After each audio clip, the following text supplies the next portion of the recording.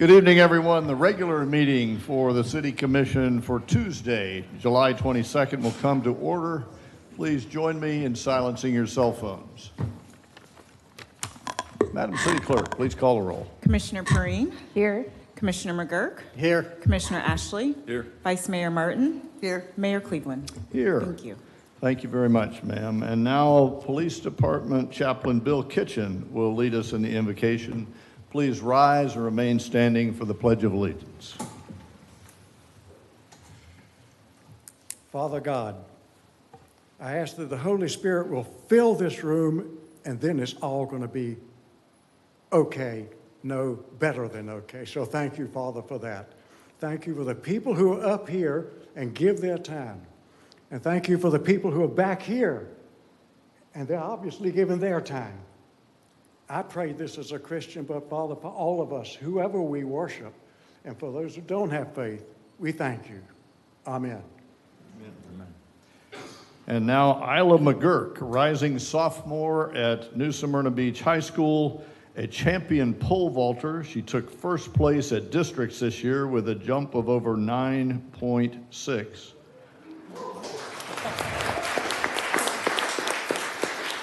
And when she's not pole vaulting, she works where else? At the Dairy Queen. Go figure. Please lead us in the pledge, Isla. I pledge allegiance to the flag of the United States of America and to the republic for which it stands, one nation, under God, indivisible, with liberty and justice for all. Thank you. You may be seated.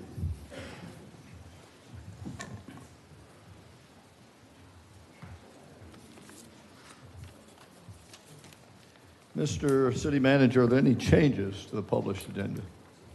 Yes, sir. Just a few notes I wanted to make. The city clerk did republish the agenda late this afternoon, and the agenda you have in front of you is the correct agenda. But just in case folks had looked at what was posted online over the weekend, I did want to make a few notations.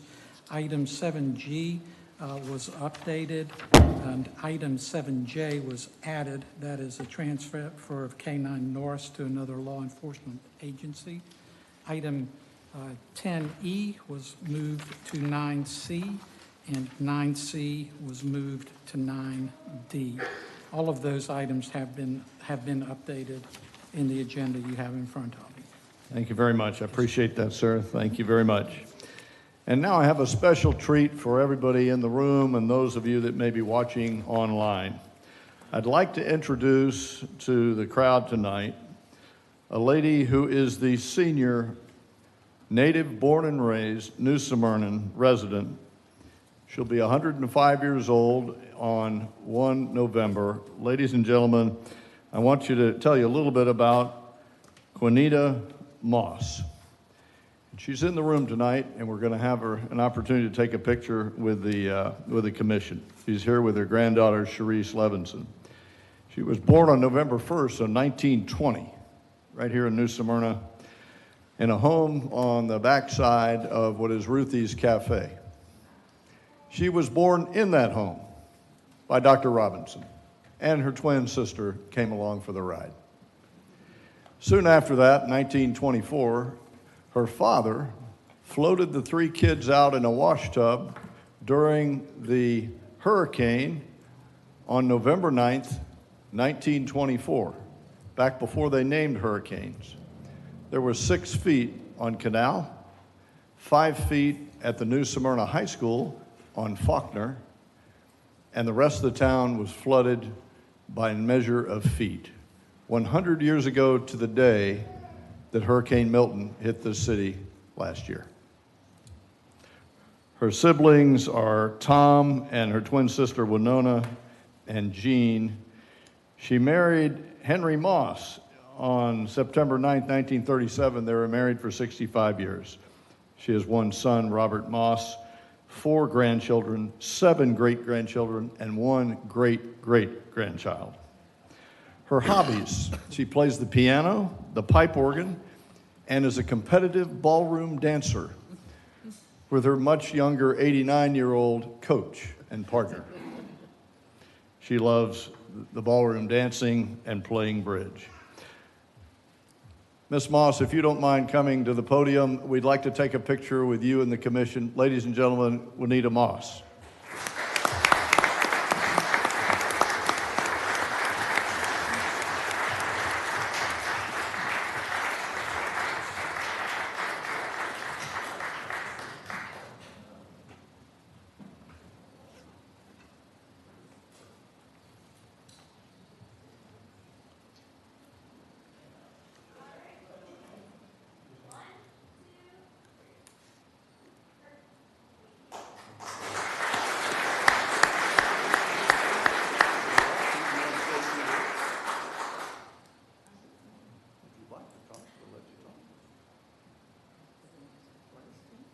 We don't want to ask you any questions. I have to swear you. All right, very good. Go ahead, yes, ma'am. Yes, I want to say how proud I am of my little city of New Smyrna. And I want you to know it was not always New Smyrna Beach. There was a little town called Coronado and New Smyrna. And somewhere along the line, they became one, New Smyrna. And the city fathers, my dad was on the Chamber of Commerce at this time, they thought that Daytona was getting all of the traffic from up north and all of the northern money because of the word beach was a drawing card. So they added the word beach to New Smyrna. Great thinking, very good. Thank you for that bit of history.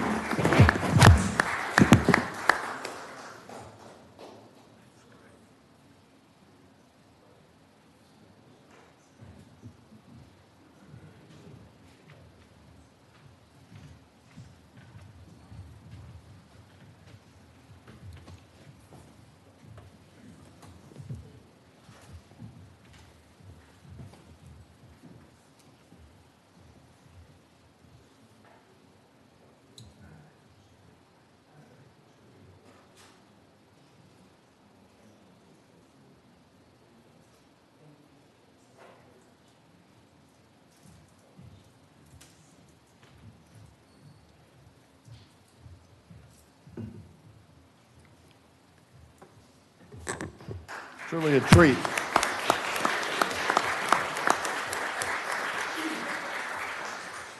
I'd like to thank my friend Steve Fouchelet for making that happen. I got to meet and spend an hour with Ms. Moss earlier in the week.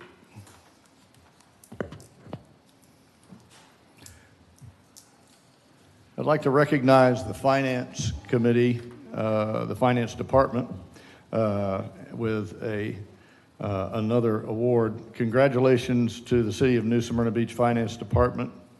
It's with great pride and joy that I extend my heartfelt congratulations to each of you upon receiving the GFOA's Distinguished Budget Presentation for 2024 budget. This prestigious recognition highlights your unwavering commitment to excellence, transparency, and the highest standards of financial reporting. Achieving this award reflects your dedication to producing budget documents that serve as an exemplary policy document, financial plans, and operating guidelines and communication tools. Your meticulous work and adherence to the guidelines established by the National Council on State and Local Budgeting, as well as the GFOA's best practices on budgeting, have set an outstanding example for other governments. Your hard work and dedication to transparency and full disclosure are truly commendable, and you have undoubtedly enhanced the trust and confidence of our community in the financial management of your city. Once again, congratulations for this remarkable achievement. Your contribution to the City of New Smyrna Beach is invaluable. I look forward to seeing more of your excellent work in the future. With sincere appreciation, I've signed it as your mayor on behalf of the commission. Thank you, Joe. You did a great job.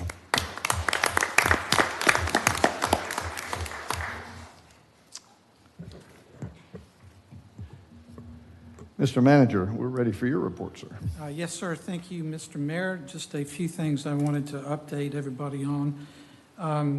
July 28th, we will be having a workshop on the results of the charter review Commission and presenting those proposed changes.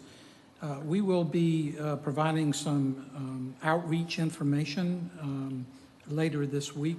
There'll be a video presentation that goes through the various recommendations and explains the pros and cons of all of those recommendations. So I'd encourage everybody to watch for the release of that video and take some time and review that.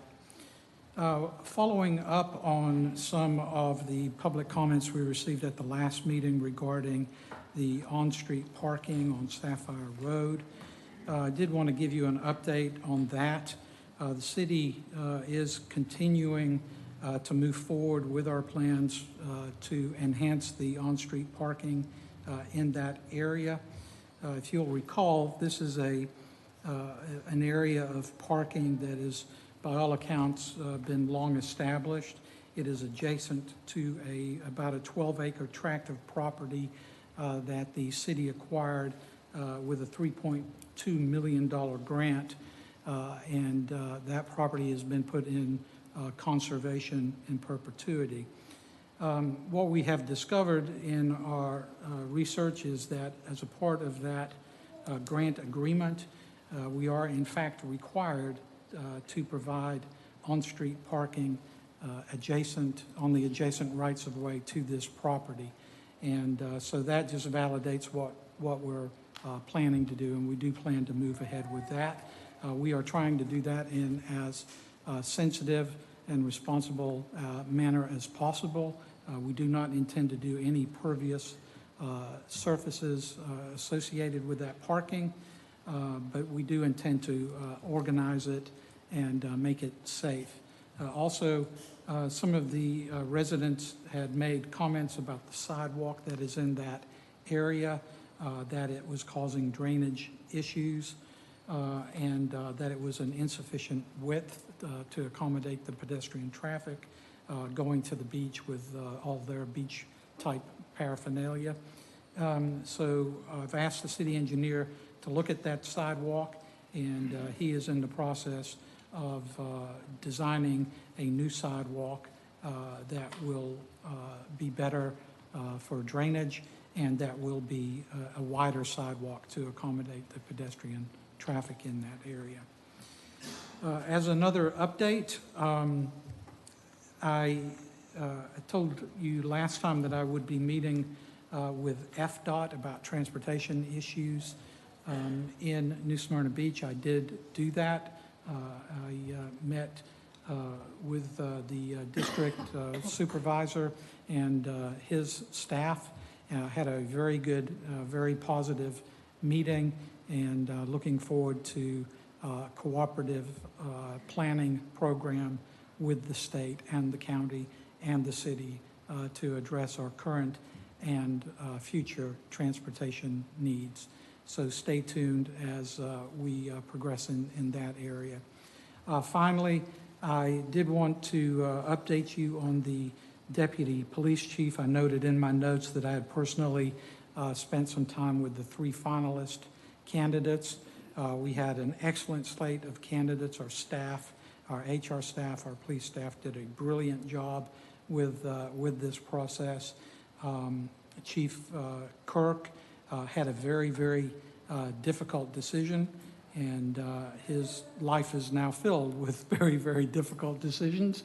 He's figuring that out, but he has selected Bill Reed, who is out of Coral Springs, Florida, and Bill will be joining us in the next month or so, and he comes to us with a great amount of experience, and we're very, very excited to get him. We will do a press release later this week with some more information about Bill, and of course we'll bring him to a future meeting and introduce him. So congratulations to Chief Kirk on that selection. And that's everything I have, sir. Really good. Thank you so much, and also for your masterminding a plan on the transportation involving the state and the county. That's going to go a long way on issues our residents are concerned about. It's time for public participation. If there are any citizens who wish to speak on matters pertinent to the city, I'd like you to come up to the podium, announce your name and your address. As I said, you'll have 3 minutes for a monologue. This is not a dialogue between us. We will not be answering questions. You'll see the green light come on, you'll have 3 minutes. When the yellow light comes on, you'll have 1 minute, and you should be done when the red light comes on. If you plan to speak on an issue that is in a quasi-judicial hearing, please hold those comments on that topic until we conduct the quasi-judicial hearing. So these are comments of accolades for city staff, concerns you have about your neighborhood, or issues that you want to talk to us about that are not already on the agenda. With that, welcome, Jennifer. Happy to have you. Thank you. I'm Jennifer Coolidge. I'm Executive Director for Atlantic Center for the Arts here in New Smyrna Beach. And we wanted to share with the full commission that we are so pleased to be presenting an exhibition celebrating the 30th anniversary of our sister state relationship with Wakayama Prefecture, Japan. This exhibition includes Florida artist, Japanese artist from Wakayama, and it's a part of a statewide initiative to promote goodwill, friendship, and cultural connections, as well as other economical connections with our sister state partner in Wakayama, Japan. You have with you a brochure that tells a little bit about the relationship and remarks from our Governor DeSantis and other supporters of this and our partners. We wanted also to let you and the community know that we have a free community day coming up this Saturday from 10 to 2, and it's a chance for people to see the exhibition, see kendo demonstrations, and Japanese harp and other activities, free and open for families. We want to thank the commissioners and our mayor, Fred Cleveland, who were able to come and see the exhibition.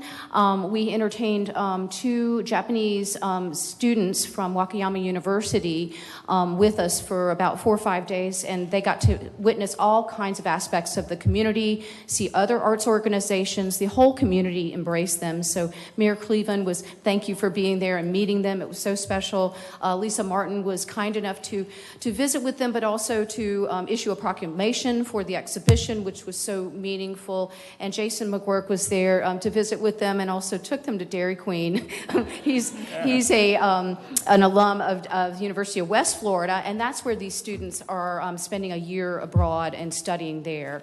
So we think there's a lot of opportunity to look at other cultural exchanges, would open a dialogue, but we want you all to take advantage of coming to see this exhibition, and don't hesitate to call me. I'd love to give you a personal tour of the show. So thank you so much. Thank you, ma'am. Appreciate your comments. Anyone else for public participation? Hello, my name is Jackson Manassi, and I'm at 1040 Clubhouse Boulevard. Good evening. I'm here to talk again about the funds dedicated to the public police officer used as a school resource officer at the private religious school, Sacred Heart Catholic School. I would just like to say that this is an inherent misuse of public funds, and I urge the Commission Board to review the allocation of the funds and release the previous actions and reports of the officer or officers set to the private school to see the effectiveness of the presence of the officer. We don't have to get into the effectiveness of officers at schools, but get into the effectiveness of the funds you're using for the public, as the use of funds are negligible, since this is only helping a private religious entity. And is this religious favoritism? And do you have any connections to the school? I went to Sacred Heart, and we had to pay a large amount to afford to go, as well as the portion of our income to tithe. They have enough funds from this, combined with the members of the church not involved in the school, to keep operations up and running. Are they this mismanaged that they can't afford some security? Why are the taxpayers of our city paying for the mismanagement of their funds?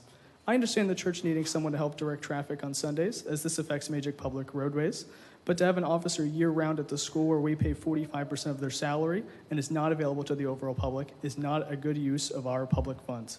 Could I, a private person and property owner, request an officer to sit at my house and only pay a portion of their salary? How would we, the citizens and taxpayers of New Smyrna Beach, go about getting our own private yet public servant to guard our property? I'm not here to be disrespectful, and I'm here because I care about where our money goes. I hope the Commission reflects this and what this choice says about our priorities as a city. And if private institutions can access public resources with minimal scrutiny, while public schools and services continue to stretch every dollar, then maybe it's time we reevaluate the effectiveness of our government here. I urge you again to please reconsider this decision and either commit to a policy that treats all institutions, public and private, the same, or do what's right and withdraw the public funding from private religious entities such as the officer here. This isn't just about this one officer or a specific religious entity or anything in that matter. It's about what kind of precedent we're setting and whether the public is actually in public service and means anything today. Thank you for your time. Thank you. Appreciate your comments. Thank you very much. Order. Order, please. We can't have it. I appreciate your yeah. We're not going to cheer and jeer for this. Thank you so much. Anybody else for public participation? Seeing none, public participation is now closed.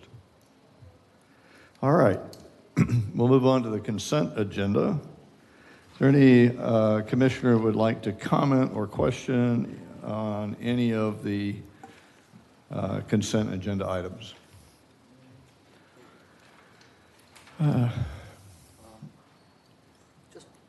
Just clarifying that there are two different programs, hazard mitigation grant program for 3 specific addresses.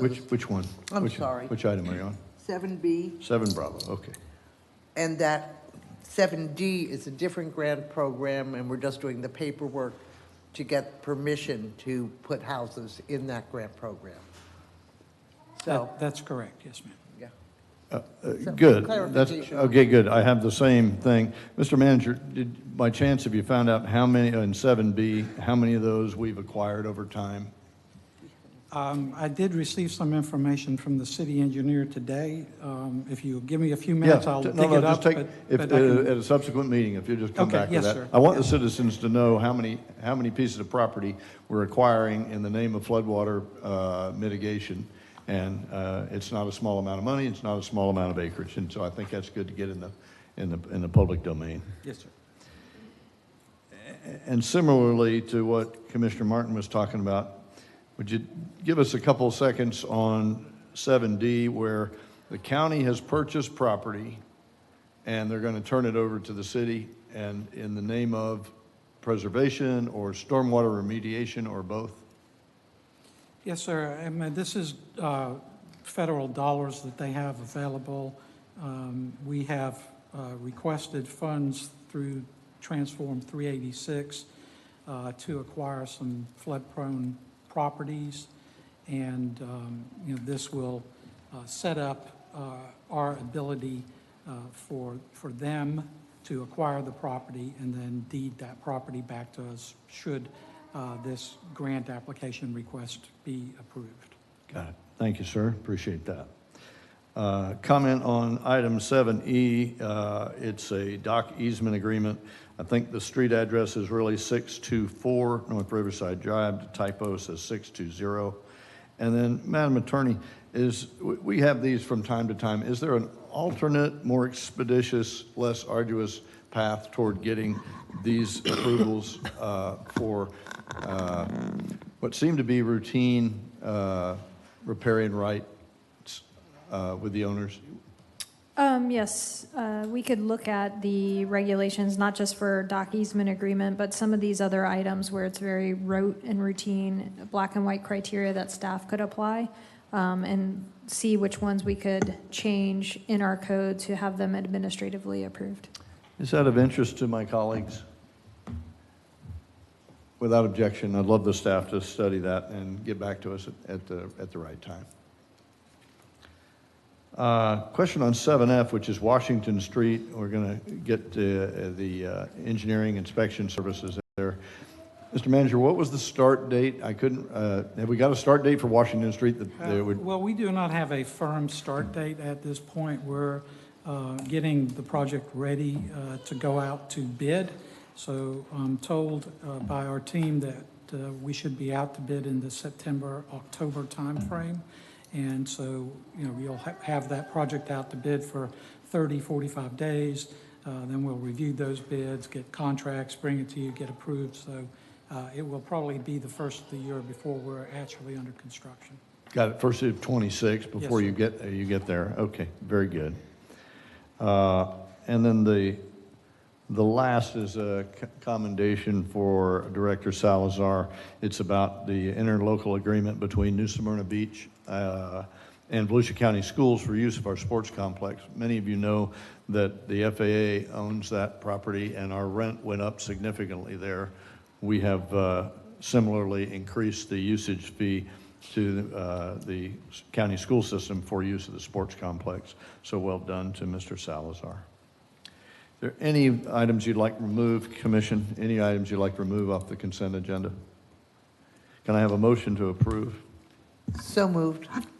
Second. There's a motion and a second. Madam City Clerk, would you call the roll, please? Commissioner Perrine, Yes. Commissioner McGurk, Yes. Commissioner Ashley, Yes. Vice Mayor Martin, Yes. Mayor Cleveland. Yes, thank you. The motion carries. The consent agenda has been approved.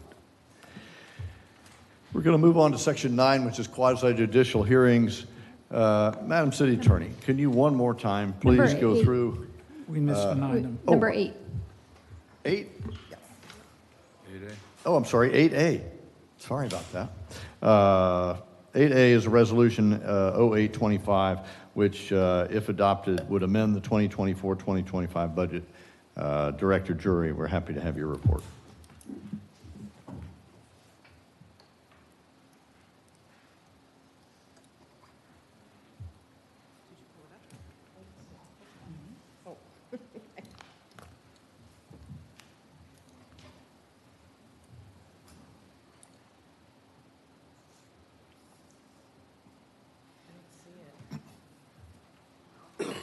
We're just waiting for the presentation.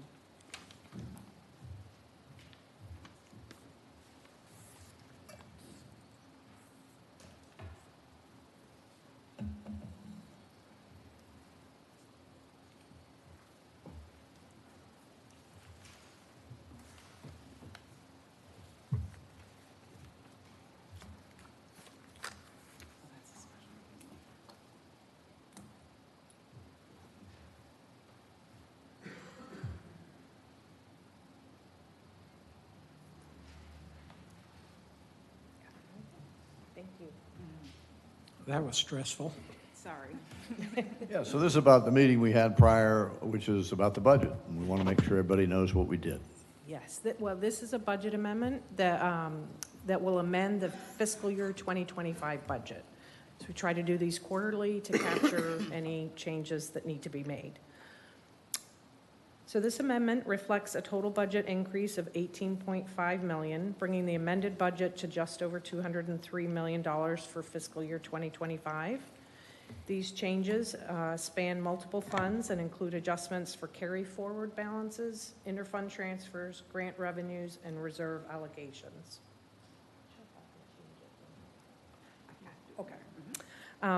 Okay, the revenues. So this slide highlights a shift in how we're approaching the budget. This year, for the first time, we will be budgeting in total funds carried forward from the prior year. That is cash already in the bank. These are not new resources, but existing ones that were previously only partially recognized, typically limited to what was needed for capital projects. By budgeting the full amount, $19.7 million, we are improving transparency and giving a more accurate picture of our available financial resources. We are also applying this principle to grant proceeds. In the past, grants were budgeted only as they were received, which often required general fund transfers to temporarily balance project funding. This year, we are budgeting the full amount of anticipated grant proceeds, which is $11.2 million, up front. This change reduces the need for internal fund transfers and aligns our budget with actual project funding sources and uses. Notable decreases include a 59% reduction in transfers between funds and a 14% decrease in loan proceeds. Together, these adjustments, along with other revenue changes, result in a total increase of $18.5 million, bringing the total revised budget to $203 million. And we'll talk about expenses.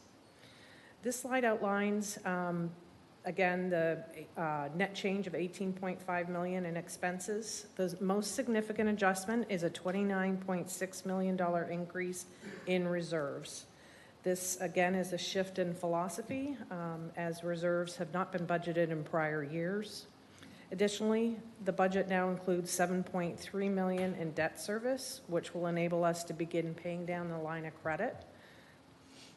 This is expected to reduce future interest expense, and these increases are partially offset by reductions in interfund transfers, capital projects, CRA incentives, and other operating costs. Next slide. The next several slides will be a high-level summary for each of the funds that are being adjusted. The general fund sees an increase of $15.9 million with this budget adjustment. On the revenue side, we're recognizing $11.2 million in funds carried forward and $4.8 million transfer from the stormwater fund for HMPG reimbursement. These are funds that were advanced by the general fund to the stormwater fund to help cash flow that project and is no longer needed.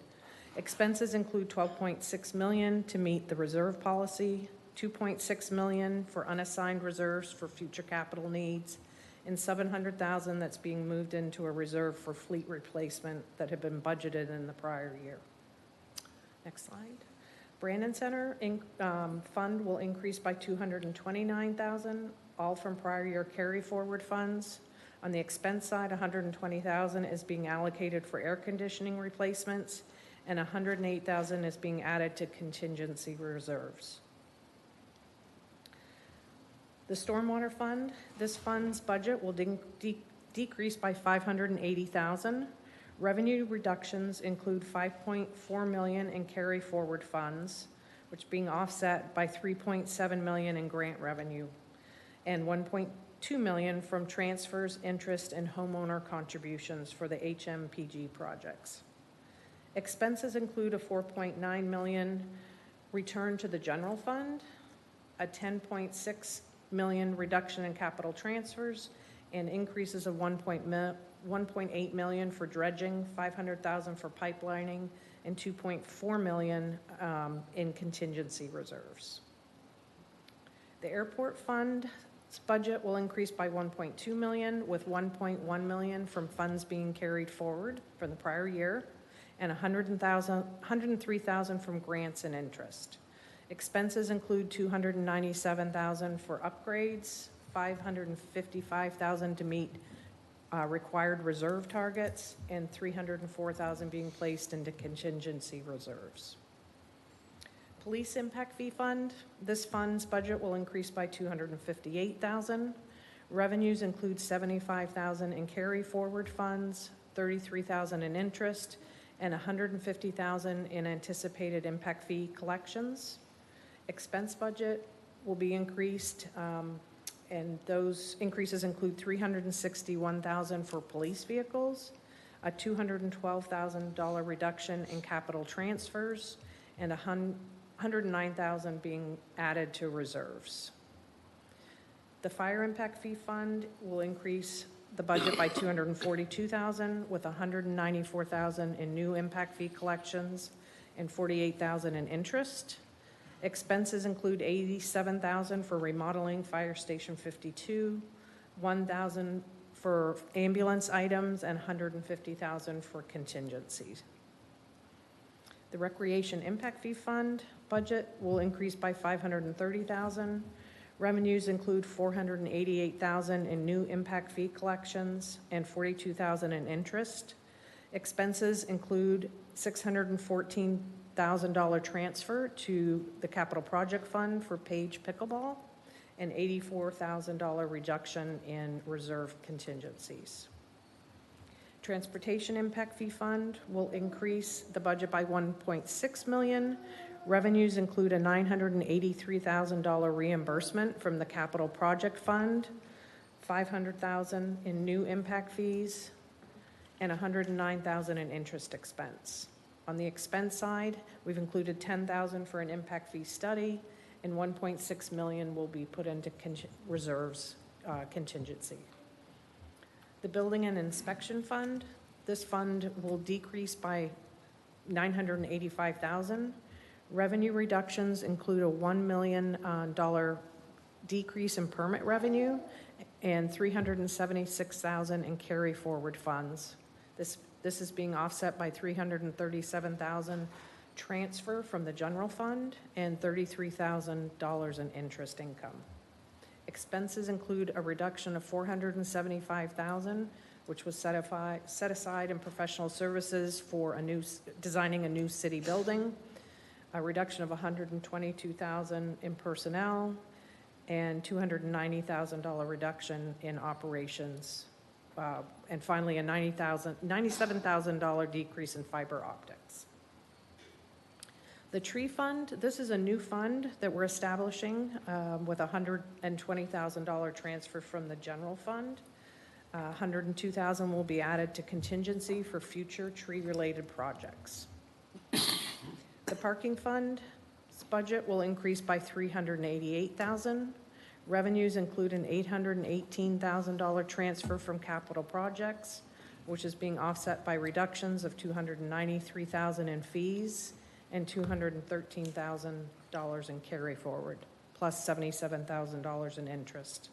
On the expense side, $209,000 is being added for the mobility division, $250,000 in project eliminations that aren't moving forward, $4.1 million reduction in capital transfers, and $4.5 million will be added to contingencies. In the CRA fund, the budget will increase by $4.6 million. This was approved by the CRA board a few months ago. Debt service changes. This is Fund 206. This fund increases by $1.2 million. Revenue include $4.8 million in funds being carried forward and $80,000 in interest income, with the elimination of a $2.7 million capital draw that was anticipated and not needed, and a $1 million general fund transfer. Expenses include the removal of the $2.7 million being transferred to capital, $550,000 reduction in interest expense, and a $4.1 million budget for reducing loan principal. Fund 207, which is another debt service fund, that budget will decrease by $20,000 due to the elimination of a stormwater transfer. Fund 209 increases by $8,000 from prior year true-up funds. On the expense side, Fund 210 increases by $31,000 from a capital project transfer that will be added to reserves. Fund 301, this is the Turnbull Creek Capital Project Fund. This fund increases by $46,000. Revenues include $9,000 reduction in carry forward and $55,000 in interest earned. Expenses include $21,000 for land acquisition and $24,000 added to contingency. This fund decreases by $9.3 million. Revenue reductions include $10.6 million from stormwater, a $4.1 million reduction from the parking fund, and a $2.7 million reduction from the debt service fund. Offsetting increases include $7.2 million being added for grants, $614,000 being added from the recreation impact fee, and $442,000 in interest income. On the expense side of Fund 302, your capital project fund, we've got a $22.4 million decrease related to funding needs for several projects. Increases include $1.8 million in net transfers, $947,000 being added to reserves, $2.9 million reduction, $2.9 million to reduce the line of credit principal, and $7.3 million to cover prior year purchase orders and updated project budgets. The general obligation fund, which is Fund 303, that budget will increase by $142,000. Revenues include $172,000 reduction in carry forward and the recognition of $29,000 in interest income. The full amount is being added to contingency for sidewalk projects. The sanitation fund budget will increase by $2.5 million, with $2.5 million in funds carried forward from the prior year and $78,000 in interest income. Expenses include $2 million to meet the 20% reserve requirement, with $558,000 being added to contingencies. The Marina Fund budget will decrease by $15,000 due to reduced carry-forward funds. Expenses include the addition of expenses include a reduction of $157,000 in personnel and operations, which is being offset by an increase of $142,000 for dock repairs. The Fleet Fund budget will increase by $666,000, with $656,000 in carry forward and $10,000 in interest income. Expenses include $750,000 for fuel tank replacement, which is being offset by reductions of $10,000 in vehicle expense and $73,000 in the allocated overhead. That concludes the presentation. Staff does recommend approval of the quarterly budget amendment as outlined in Resolution 0825 with an effective date of June 30th, 2025. Thank you, Director Jury. This is a lot less the public think we're superheroes and can digest all that for the first time up here. We've seen it several times before, other than McGurk, who could just get it off the top of his head. The rest of us had to study. Mr. Manager, can you kind of level set and biggest possible picture explain why we're doing what we're doing now? Well, I think the answer to that is, in a word, is transparency. We want the budget to accurately reflect what we're doing. So you heard a presentation earlier about the budget for next year and how we're dealing with different funds differently, carryover money, reserve funds, all of that.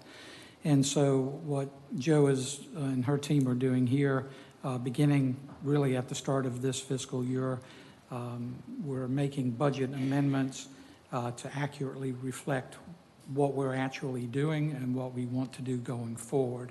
So this is a whole lot of stuff, and I realize that, and that's why I wanted Joe to go through all of this with you, just so it's extremely transparent. It's on the record, on the video, and everybody can watch and see exactly what we're doing. The vast majority of this is just finance paperwork, moving funds from one account to another, recognizing funds in the budget that weren't previously recognized, all in the name of transparency. That's helpful. Thank you very, very much, which is what you and Director Drury had agreed on to do for next year, and you've explained that to us in detail at our workshops. And so it is unusual during an in execution budget year to go back through and re-wicker the entire budget. So it's a supreme amount of effort by the staff to be able to pull this off. But in the name of transparency, finding money that we knew we had but had not been on the books in a public way, they're now out there for everyone to see. So it is a more proper of accounting than we've seen previously. Commissioner Perrine. Yes, thank you. Thank you, Joanne. One of the things I just want to mention to the public is I've had some questions about the totals and the summaries that you presented, and I referred them to watch the July 10th budget workshop, and it's online. It's on our website. If you go into archive past meetings, you can see the details and the drill down that we go through the entire budget line by line. And we spent the whole day, and the people that had the few questions directed to me after they watched that, they didn't have any questions. We answered everything. So I encourage you, this went through fast, and it flashed up there, and they were totals, to go back to that July 10th and watch us and listen to how we arrived at these numbers and how the finance team are doing this a little differently with the budgeting and the transparency, which we passed our audits with flying colors, and thank you for that. And we have a great finance staff, and I just want to thank you. Thank you. Thank you, ma'am. Appreciate that. Any other comments? Yes, ma'am. Just a reminder that this is a one-time event on this amendment. And I don't want people to think we're going to be making other amendments like that. It is simply the reflection of the change in accounting methodology, not an actual increase. That's it. Anything else? Motion to approve 0825. So moved. There's a motion. Second. And a second. Any further discussion? Madam City Clerk, please call a roll. Commissioner Perrine, Yes. Commissioner McGurk, Yes. Vice Mayor Martin, Yes. Commissioner Ashley, Yes. Mayor Cleveland. Yes, thank you. 0825 has been adopted. Appreciate that, Joanne. And now, Madam City Attorney, where I was before. Just for those that may not know, and as a reminder, those of you that do, quasi-judicial hearings are a little bit different than the legislative hearings you hear us debate up here. And so I've asked the city attorney to one more time go through and explain what those differences are. Tonight, under number 9, you have 4 different quasi-judicial hearings. One is a historic tree removal, and the other is a sidewalk cafe agreement. The main way to distinguish between a quasi-judicial hearing and a legislative hearing is based on adopted policy and application of the policy. So when you're going to adopt a policy, it's a legislative decision. You can take into account public sentiment, public concern, those types of items. But in a quasi-judicial hearing, you're essentially sitting as a judge or a jury in a trial. And you have to receive the information that's being presented to you, whether it's through testimony or the written report. That's competent, substantial evidence. And you have to decide whether that evidence meets the applicable criteria or not. So for a rezoning, the criteria are, does it meet the comprehensive plan and does it meet our LDRs? And then let me skip a little bit down. In a quasi-judicial proceeding, the commission cannot take into consideration public sentiment or popularity of the request. Local politics can play no part in the decision-making process. The decision here tonight must be based on not personal preference, but the evidence presented. So you may absolutely hate the project, but if it meets the criteria, you're compelled to vote yes. Citizens who wish to speak on this matter can testify as to factual matters and any matter that does not require specialized training or specific academic degrees. Their testimony will be considered so long as it is backed up by established facts, studies, or evidence. It cannot be considered if it is conjecture or based on emotion. Florida courts have made it clear that mere generalized statements of opposition are to be disregarded by the City Commission in making its decision. Again, this is for quasi-judicial decisions, not legislative ones. So to begin each of these quasi-judicial hearings, I'm going to ask each member of the Commission to swear or affirm that your decision tonight will be based on the evidence and testimony presented tonight, along with the written materials published, and not based on any ex parte communications you may or may not have had. Commissioner Perrine. I do. Commissioner Martin. I do. Commissioner Ashley. I do. Commissioner McGurk. I do. Mayor Cleveland. I will.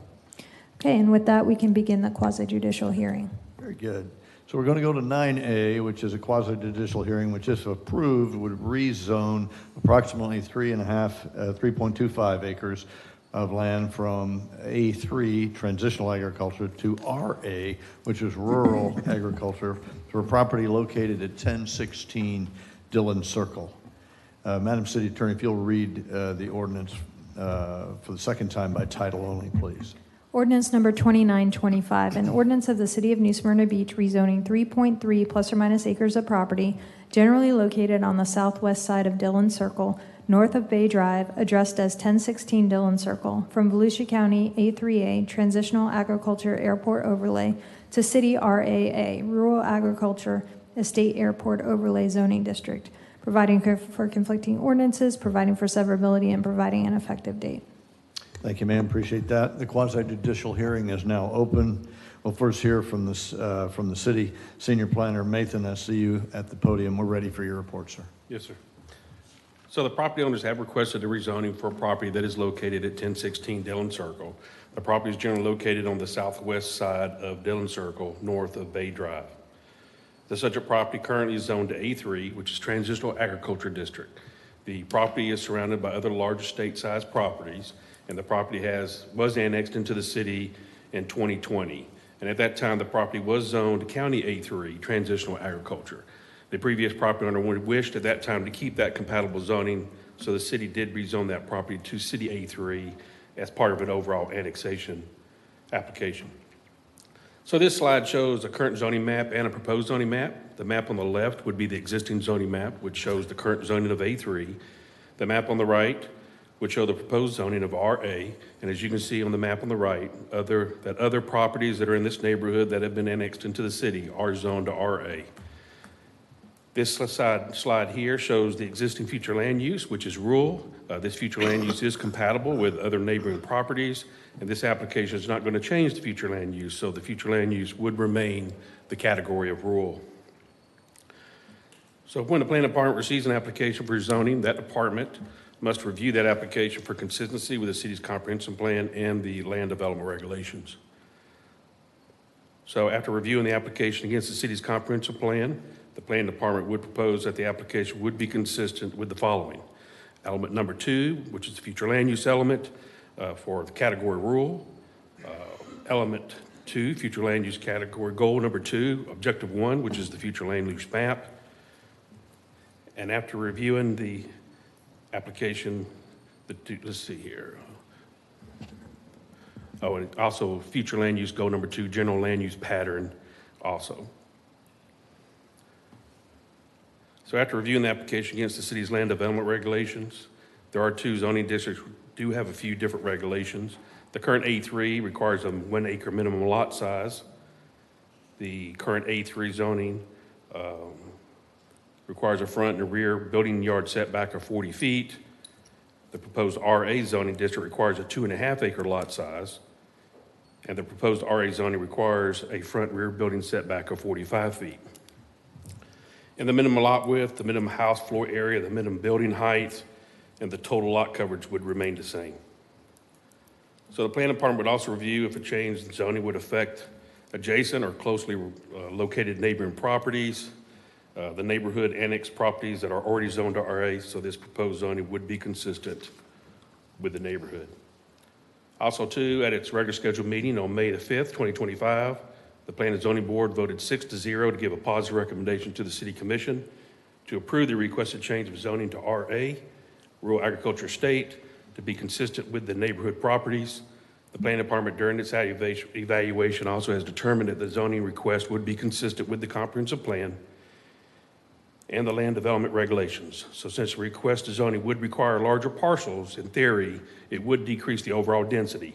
So the Planning Department recommends the City Commission to approve the requested change of zoning to RA, Rural Agriculture Estate, to be consistent with the neighboring properties. And that's a summary of the staff report, subject to any questions the commissioners may have. Thank you, sir. Appreciate that. Any questions for Mr. Mathan on his testimony? All right. Applicant here want to speak? I'll yield. All right. Thank you so much, Bob. Yes, ma'am. Good evening. Just your name and address for the record. Alana Smith with Cobb Cole Law Firm, 1 Daytona Boulevard, and then I'm just here for any questions on behalf of the applicant. Okay. Thank you, ma'am. Appreciate it. No questions? Not this time. Okay, we'd like to hear from members of the public. Any comments in favor of or in opposition to, please come forward and you'll be heard for your 3 minutes. Seeing none, public participation is now closed. Quasi-judicial hearing is now closed. Are there any closing remarks from the city? Bob, thank you so much. Is there a motion to adopt ordinance 29? So moved. 25. There's a motion and a second. Any further discussion? Madam City Clerk, please call the roll. Commissioner McGurk? Yes. Commissioner Ashley? Yes. Vice Mayor Martin? Yes. Commissioner Perrine? Yes. Mayor Cleveland? Yes, Thank it's you. approved. Okay. So now we'll move on to 9B, a quasi-judicial hearing, which will be conducted to approve number HTR-4-20 for historic tree removal of 3 trees, 40, 45, and 53-foot diameter trees based on commercial property at 190 Wild Orange Drive. Quasi-judicial hearing is now open. We'll first hear from the city. I see the Development Services Director at the podium. We're anxious for your report. Thank you, Shane. Mayor, for consistency, do you swear or affirm that your decisions tonight will be based on the evidence and testimony presented tonight at this hearing, along with the written materials published in the agenda for this matter, and not based on any ex parte communications you may or may not have had? Commissioner Perrine? I do. Commissioner Martin? Yes. Commissioner Ashley? Yes, I do. Commissioner McGurk? Yes. Mayor Cleveland? Yes. Good evening, Mayor and Commissioners. Shane Corbin, Development Services. This application is for the removal of 3 historic trees located at 190 South Wild Orange Drive. First, we'll look at a location map on the left. As you can see, it's south of State Road 44 and adjacent to Wild Orange Drive. That's the vicinity map on the left. On the right is the aerial map showing the 5 vacant parcels, totaling approximately 3.3 acres. And it's been zoned PUD since 2019. The proposed PUD and conceptual development plan would replace a previously approved PUD for similar development or use for the site that has since expired. So this applicant is coming and trying to rezone to a new PUD from expired one. Current proposal is for 3.3 acres, and the building is a total of 20,600 square feet for 2 stories, so it's about 10,300 square feet per story with 80 parking spaces.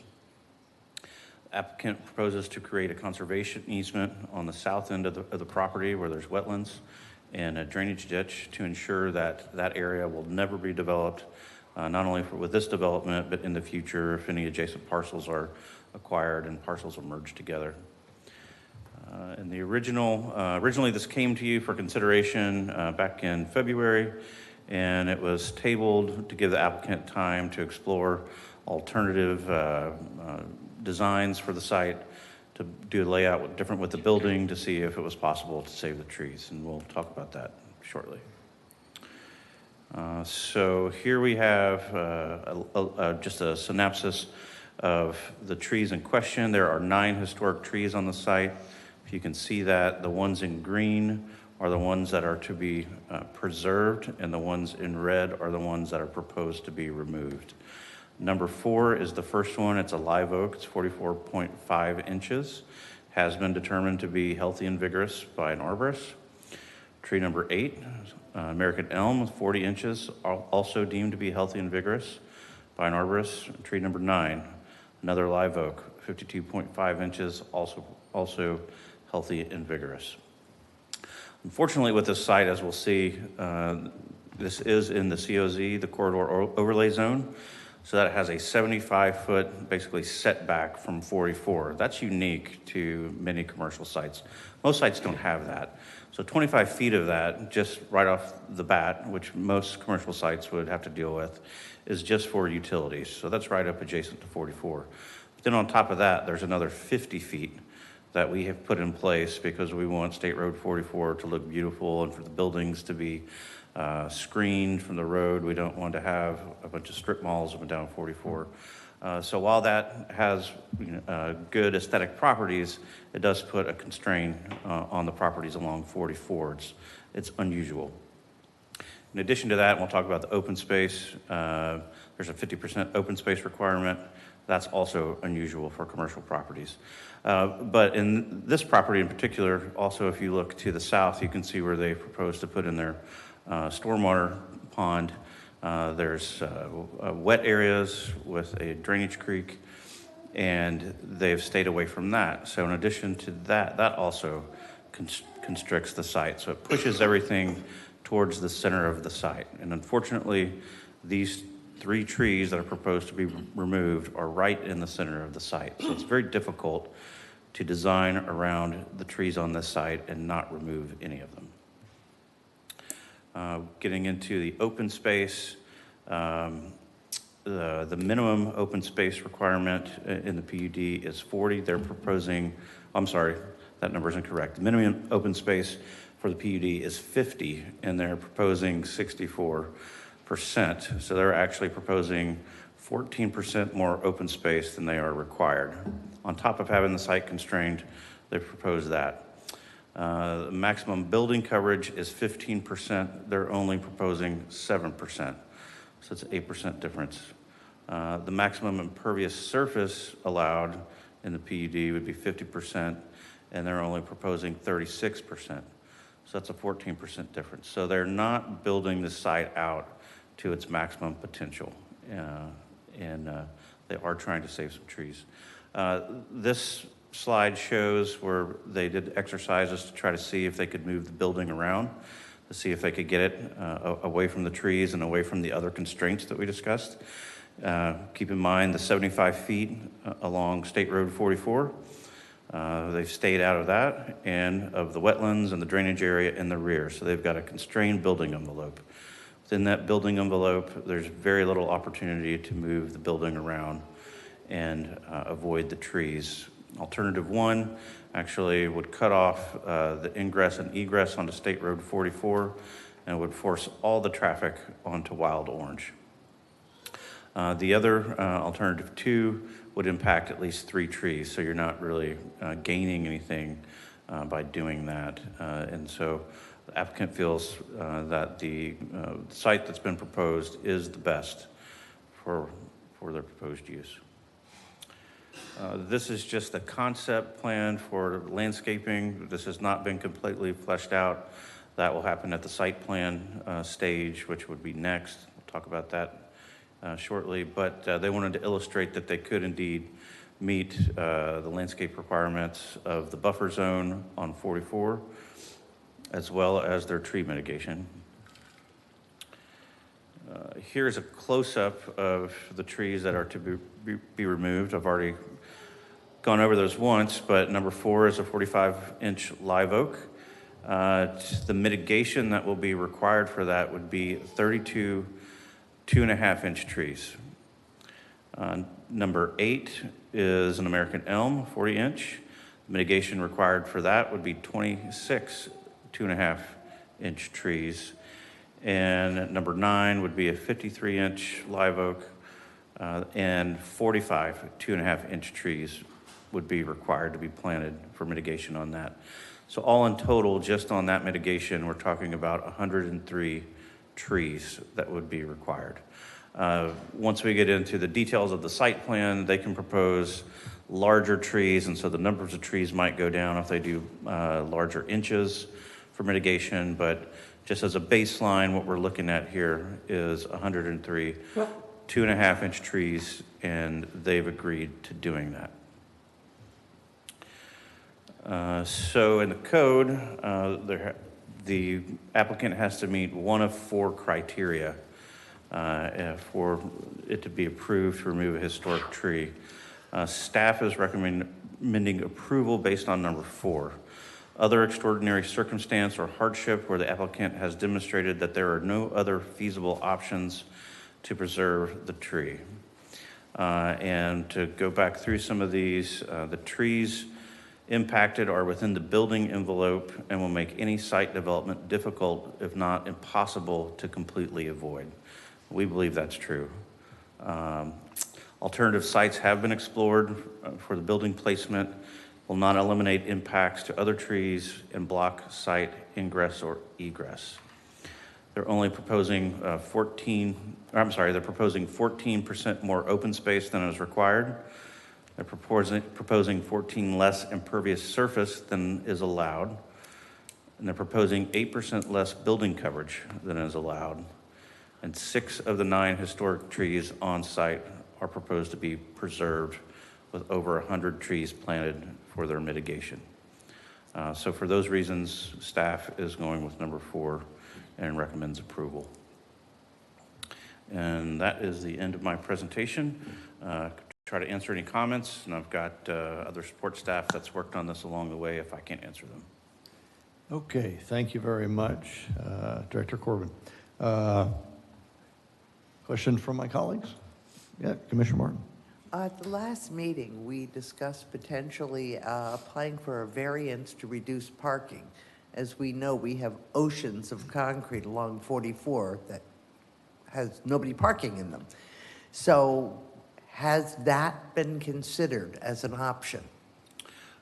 We do not have an application in at this time for reduction in parking on that, but the applicant could discuss that if that's something they're interested in pursuing. Commissioner McGuire, come back if you want. Thank you, Mayor. Shane, go over again briefly the frontage. There's 75 feet of frontage. Can you go, there was, one of those is the landscaping, the other one is for the utilities, correct? Yes, that's correct. So it's unique on 44 with the corridor overlay zone. So we require a 50-foot vegetative buffer to screen the buildings, but there's also a 25-foot utility easement on there for a total of 75 feet. And what we're talking about on this site is about 350 feet of frontage and 75 feet of depth, which is a considerable amount of the lot that's being restricted from building.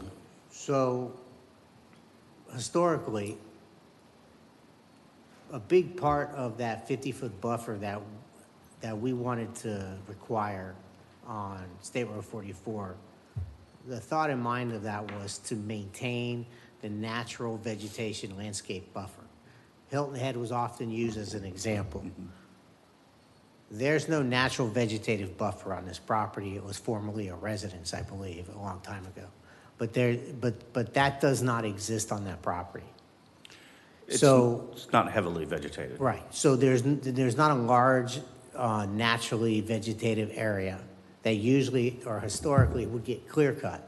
That was a big reason why the city adopted that depth of, it's not the only reason, but adopted that depth of a vegetative landscape buffer. This property, the other assumption was also that State Road 44, most of the properties being developed were going to be very large. They were going to be acreage in size, 5 acres, 10 acres.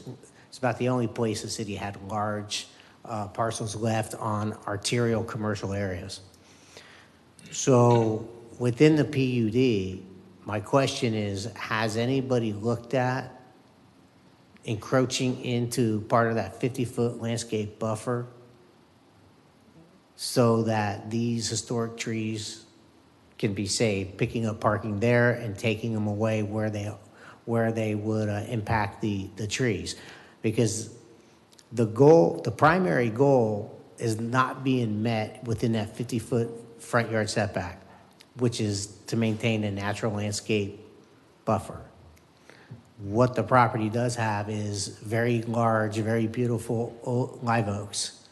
And I would prioritize preserving those over the generic 50-foot buffer when there's no natural landscape buffer that we're trying to maintain there.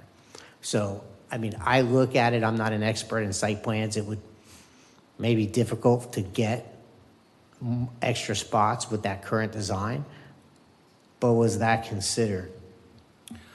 I don't recall if parking was considered in that buffer, but I know there has been discussions about putting additional stormwater in that buffer if it's possible to meet the planting requirements and add additional stormwater above and beyond what is required in the PUD. But you'd have to ask the applicant about the parking. Thank you. But I would reiterate that the location of these trees is what makes it really problematic, because you've got the constraints from the front, the 75-foot by 350 feet in the front, and then you've got the stormwater and wetlands in the rear, basically compressing the site in the middle, and then you've got the trees inside of that building envelope. So it's really hard to design around those. I imagine. Thank you. Anybody else? Yeah, Commissioner Ashley. Just wondering about the 103 trees that are mitigation trees. Is there a strategic plan to put those any place? Is there, when you make the statement, there are 103 mitigation trees, is it also assumed that they're going to be placed in strategic places where they would actually mitigate? You know, they would actually be helpful? For example, could they be part of the buffer? They would be part of the buffer. Yeah, the buffer, the corridor overlay zone requires, I think it's 38 trees minimum in it. So it will, when that is all planted, it will start to achieve that intended goal of screening the site and making it look natural.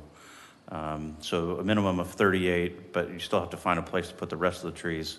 And I would imagine more of them will go in that space as well. Right, but aside from aesthetics and the way that it would improve the looks of the property, it would mitigate. It would actually help with water management, stormwater management. Sure. Mm-hmm. No? Okay, thank you. Shane, can you go back to the previous slide that you had for Commissioner McGurk? There we go. This one?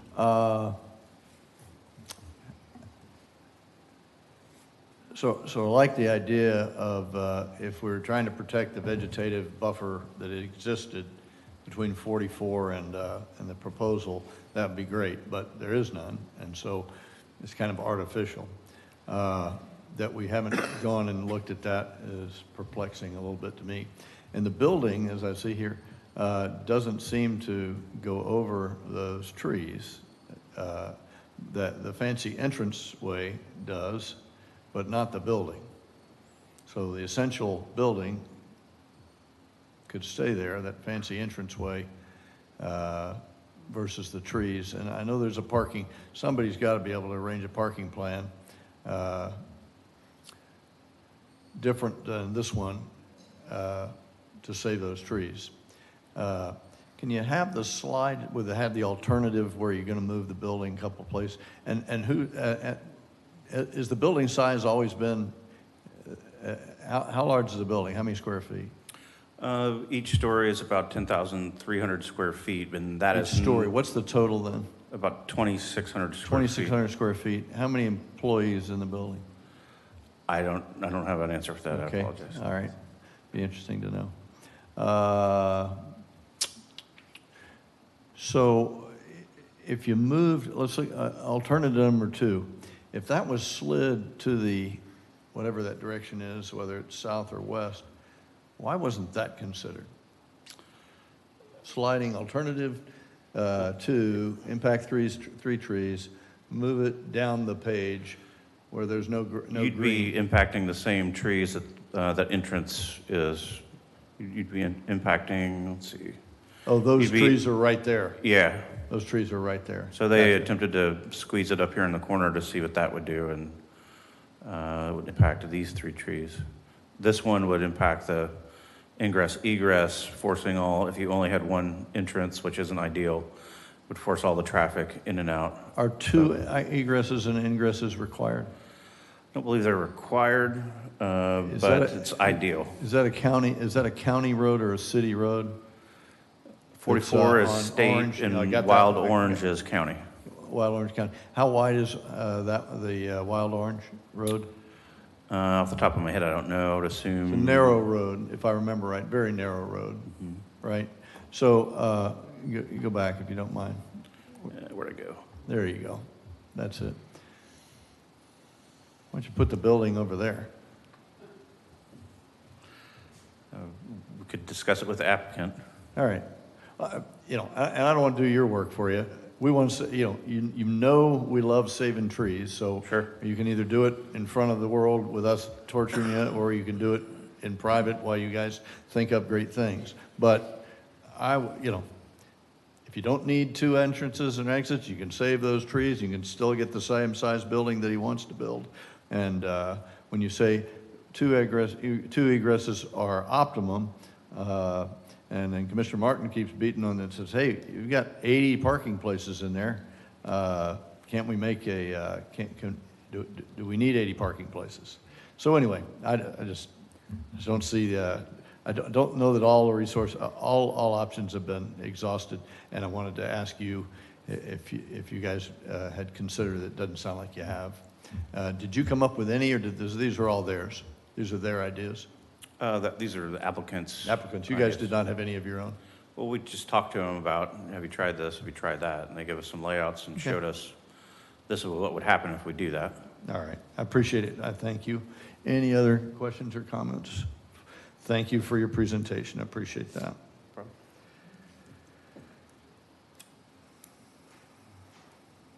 The applicant like to speak.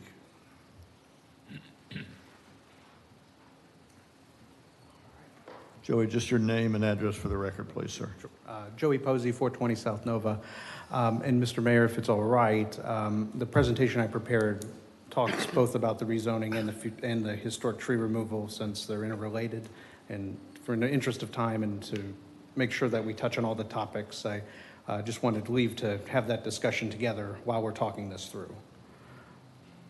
And I don't have my plan up here. Would having them together impact our public participation because they're usually two very different things?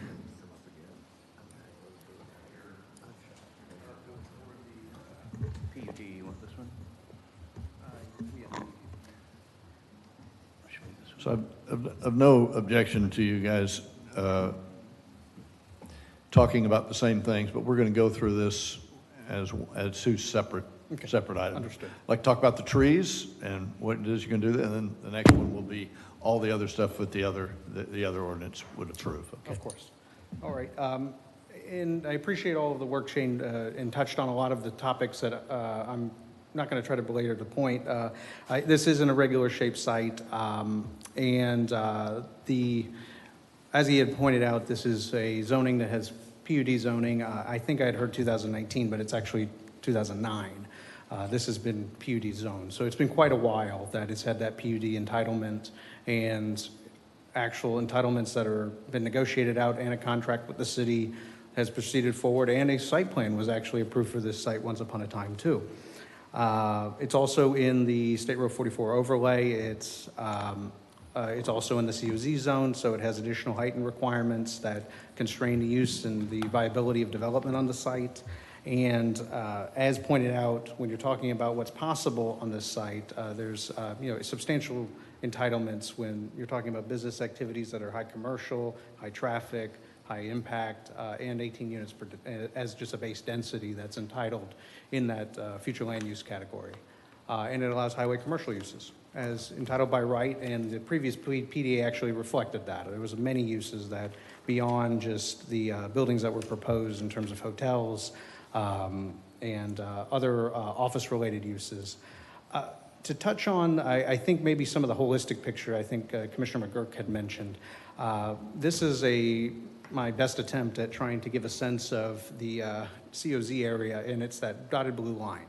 So, once upon a time, we had the requirement of the heavily landscaped buffer areas to try to make this corridor into the city with natural vegetation. And over the years, there's been a hodgepodge of different attempts to get there, I guess is how I'll put it. You have, for instance, the Beacon Apartments. You have the Firestone with the Ocean Way Village, PUD. The dealerships are in that same corridor area. You have ABC, who predates it, but it was there. More recently, the Sporties and the Tractor Supply and Auto Zone. Those are other examples. And interestingly enough, if you look at the Tractor Supply and Auto Zone, as just picking two examples that I think are more akin to maybe the site constraints of this property, its minimum standards are, they have much more lax standards than what's being proposed. It's a minimum 50% open space. It allows 50% impervious by right, and those PDs reflect that in their agreements. The other thing I think is interesting to point out in constraints on the property is, I didn't put it up here, but if you take the Pools by Bradley site, that actually had, I think, a dozen variances, if I remember correctly, to make it work because of the constraints of its size. And that was just by implication of the COZ.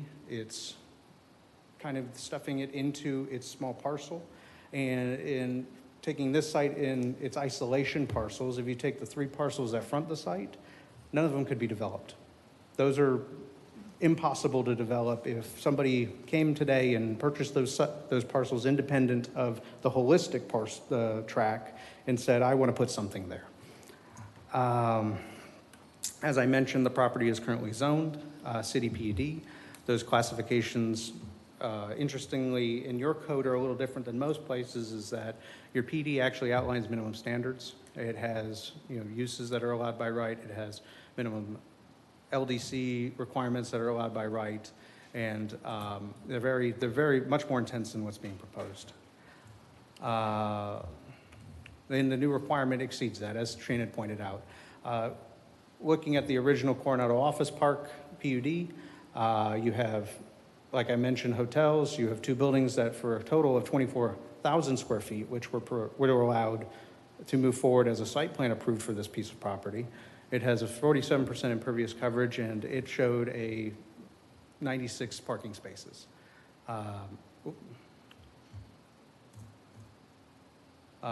That's not what the intent is here. You have a local doctor, which he'll speak to some of his specifics and his intents in a little bit, but there's no residential component, there's no intense commercial component.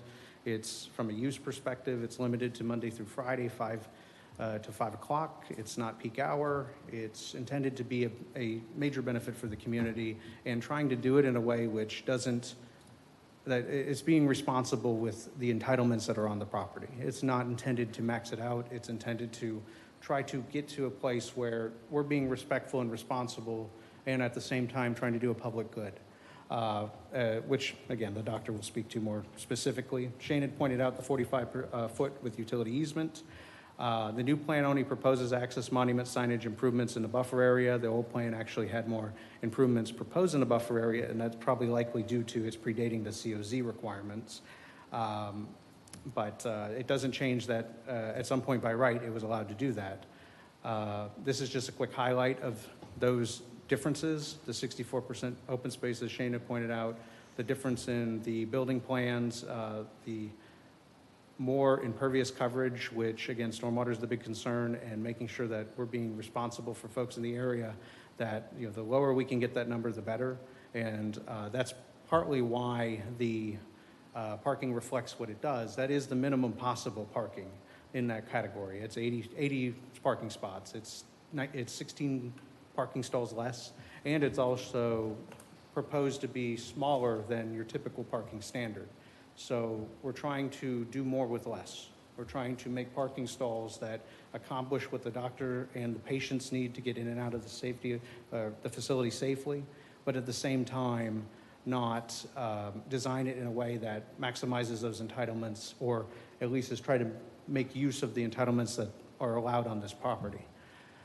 And as Shane had pointed out, the building accessibility and the access route are really constraints on this property. Trying to shift that building in a number of directions impacts a historic tree in all directions. The frontage buffer preservation makes it difficult. The wetland preservation makes it difficult. And this maybe gives a better sense of how you would conceptualize where we were trying to make it work, because we have to work within the LDC requirements. We have to design in a way that is being responsive to what we're required to do. And given the constraints on the frontage, there just isn't a possible configuration of the building. The intent of the double-loaded parking is to try to utilize the site in an efficient way and not create more impervious. The same is true of the limited footprint with the building's location, and we're also not looking to impact that preservation area in the back because of the sensitivity of the stormwater. That the more natural that is with the with the buffer, with the trees, with the commitments we'd make to making sure that it's maintained, that's the ideal situation, and it immediately takes almost an acre of the property off the table.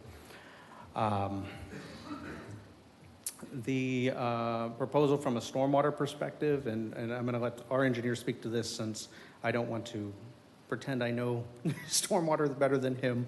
And again, these are interrelated issues that talk to the feasibility of saving these trees, and and I'm here to introduce Mark Dowse to come speak briefly to this. And again, because all of this is interrelated: the location of the trees, the building, the way the parking is laid out, the exfiltration, the way that the stormwater system's designed, have an effect on how much of these trees we can preserve, but also at the same time try to accomplish the same goal, which is to make sure that you have that lush vegetation front, those buffers, and able to plant them and have that corridor that everybody would like to see along 44.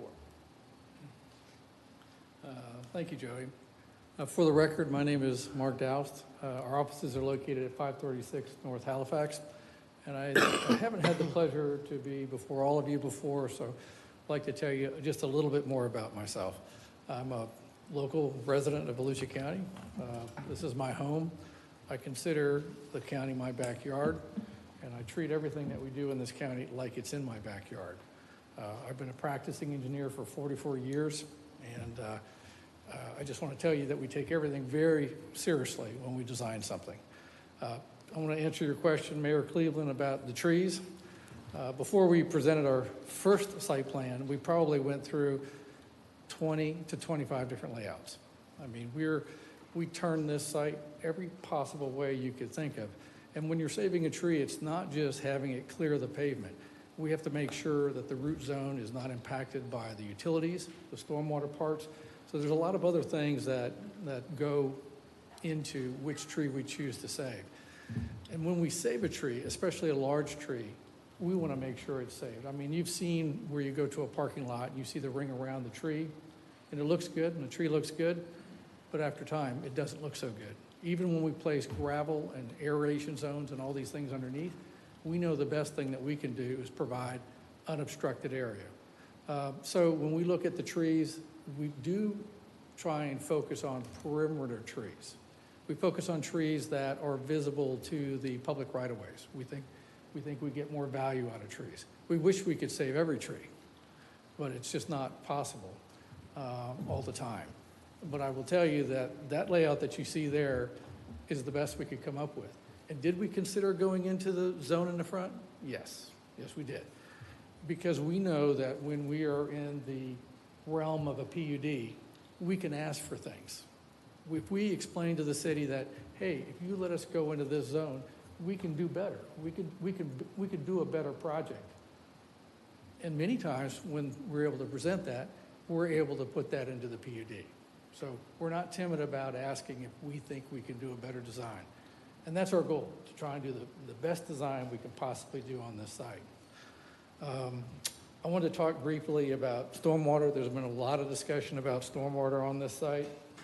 And it's also about meeting regulatory requirements. And I'll tell you this right off the bat, this is not just about meeting regulatory requirements. If we're going to design this project like it's in my backyard, then we're going to do the best we can do. What that means is it'll exceed requirements. I can't tell you exactly where this site will give us that opportunity, but wherever it gives us that opportunity, we will be exceeding requirements. This particular site, for example, we think it's going to lend itself to a lot of exfiltration systems and so forth. A couple of things about those, briefly, is we don't get to normally count water leaving the system during a design storm. Well, we all know it does. It does. But if we don't include that, which is what St. John's likes us to not include, we find that the design is actually getting rid of a lot more water than what the base calculations show. So there's several of those things that are built into the design that give you a little extra redundancy, a little extra volume, a little extra exfiltration. So what I really want to say is that we will be exceeding the city requirements, and all through the design process, we're going to try and do the best we can wherever we can. I don't know if that answered your question regarding shifting things around for the trees, but I wanted to try and answer that question.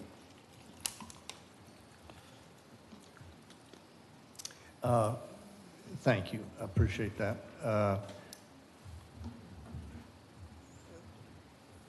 How large a building? 20,000, 24,000 square It's feet? 20,000 square feet, Square this feet. building.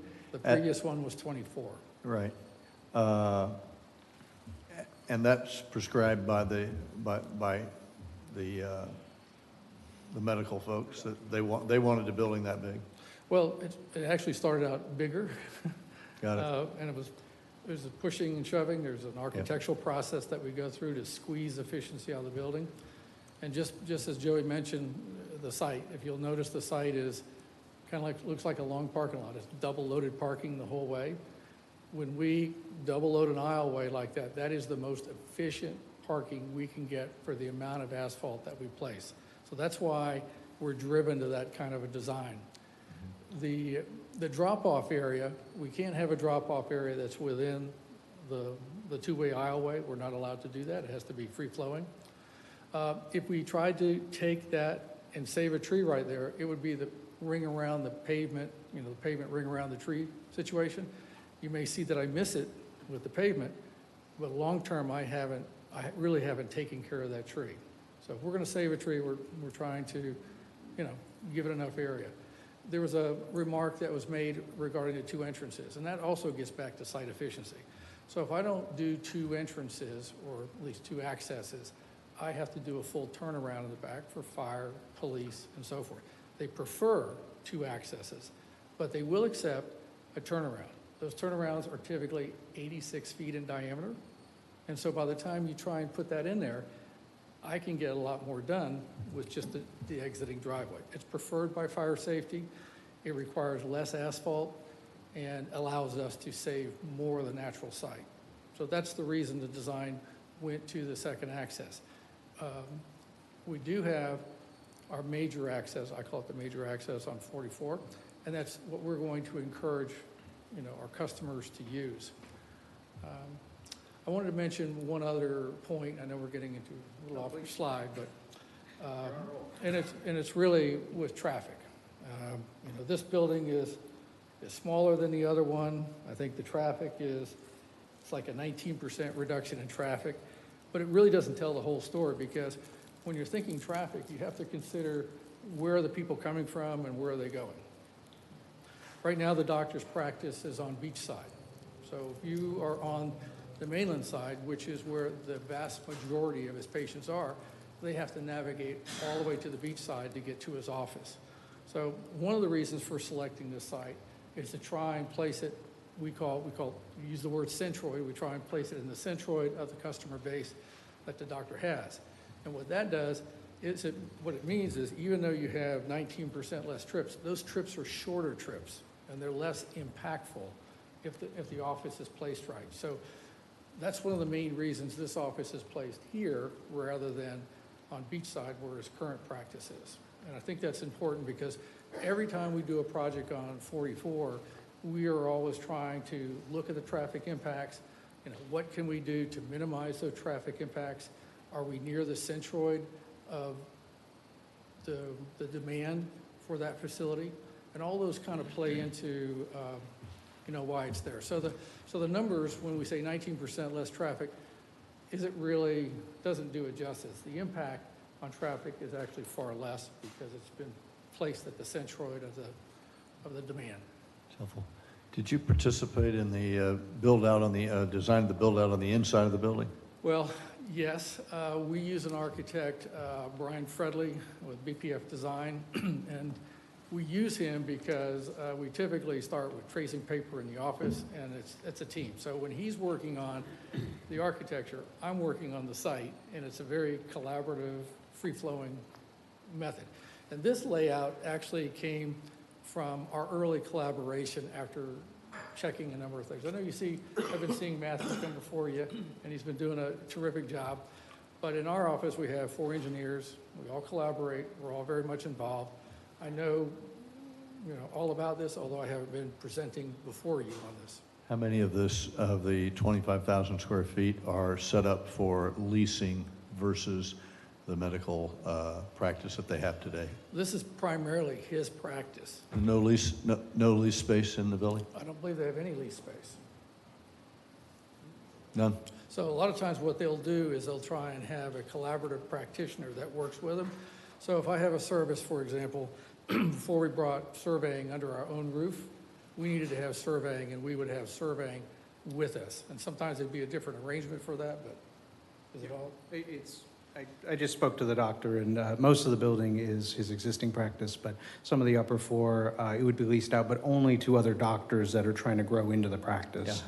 How many square feet is up for lease, is my question. Potentially just the second floor at most. So make an estimate, please. At most, it'd be 10,000. So almost half the building is Oh, up for lease. At most. It would be So- more likely so closer there's- to the their- 5,000. Their current needs are about half, and they'd like to be entrepreneurial, so they'd like to make a larger building so they could have a bigger practice. No. But for related physicians, that's correct. It's not. I understand. Their current needs, I could have asked how big their current building is, but that's none of my business. But the idea is that they would lease almost 50% of the building out to other physicians to come as soon as they could. The whenever. idea would be closer to that 25% number. I was being transparent that it could be up to the 50, but the Sure. goal is to grow into it. But, yeah, I get it. So I would like you want to use all the building, you want to have a bigger building, I want to grow because I'm an entrepreneurial medical practice. I'd like to have a very large building so that my current staff could grow, I could fire new doctors, hire new nurses, serve more patients, I got all that. But we're on a piece of property that, and it's not, I'm sorry that a third of it is nearly an acre's underwater or is submerged. That should have been in consideration when we decided to buy the building. But it just, it occurs to me that to meet their current needs, they could probably do with a smaller building. But to be entrepreneurial, I get it. I want a bigger building, which requires bigger parking places, and it goes on and on from there. But I just wanted, this is an entrepreneurial evolution here. That's not medical needs today. Their medical practice is a place much smaller. This is an expansion. I think it's more than just enterprising to have this space. The space is to provide for the doctors that provide a synergistic service within the building. So you're trying to bring an array of services so that you can meet the complete needs of the patient. So that's the reason. Now, could you put that 10,000 square feet across the city? Sure. You possibly could, but you wouldn't be providing the service that you're trying to provide to that patient. How many employees in the current medical practice? 25 people. Got it. Okay. Thanks. Any other questions from my colleagues? I have one. Yes, ma'am. So I believe the mayor questioned about the overhang there, and if that was removed, then that might be able to save a tree. But my thought was on that overhang, that's where cars drop off ill patients and keep them out of the rain. Is that true? Or? That's correct. And part of our process, too, when we were looking for alternatives for the parking area, too, it's the need of the folks that are going to be utilizing this place, too. That, they're going to be folks that have medical needs that require handicap accessibility, wheelchair accessibility, and a lot of that plays into making sure that it's convenient and safe to be able to safely get into this building and out of this building, and it can be weather dependent. There's a lot of reasons. So, that was also our thought process and what we were exploring on the parking stalls themselves too. So to answer your question, Commissioner, yes, that's correct. So for mitigating this, you're asking us, and I guess when I said we, I was including the city staff's recommendation, 3 trees to be removed, but 2 of those are at risk to be uprooted in an upcoming storm. Would you compare that to what we see with these trees that don't have the roots totally like the live oaks, that we see the whole thing, the balls uprooted along North Causeway, to where the tree replacements are going to help the environment more because you're replacing them with 103 trees versus 2 that could be uprooted in the next storm? That's correct. And in addition, that the strategic placement of those trees, so besides being as I think Commissioner Ashley had mentioned, the potential stormwater assistance that it can serve, it also is located in a spot where its survivability is optimized. It's not going to be a situation where you lose the tree and then you lose the opportunity to find that additional coverage through mitigation. And that was something that was spoken on the board. And the other thing that was said, I think Commissioner McGurk said, or maybe it was our mayor, that to go into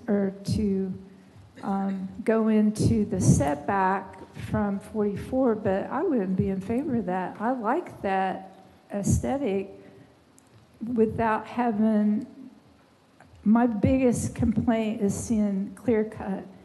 And this prevents that to where we have trees and you're not on top of 44, hate to say it, like, you know, a lot of the other cities around here.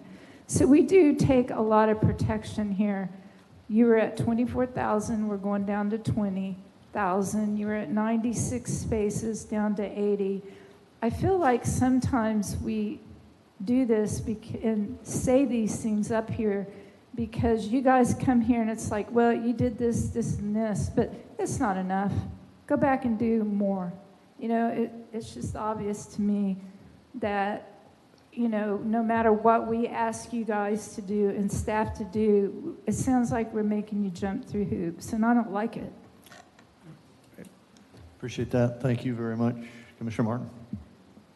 It seems as if the applicant purchased property that perhaps is not suitable to the purpose, and that we're being asked to change our regulations due to that.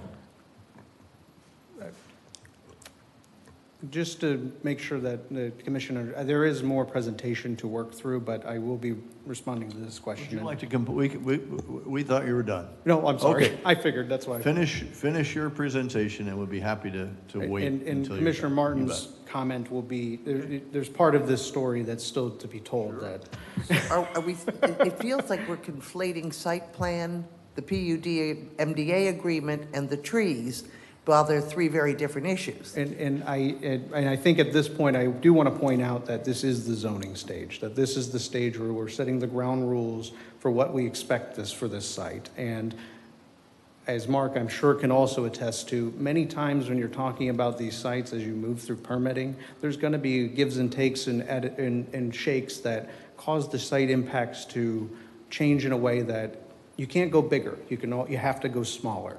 So when you're talking about what can be contemplated and how the site design works, we're starting from a point that is already way under the existing entitlements that this property would be entitled to do have you just followed the PD requirements in the code.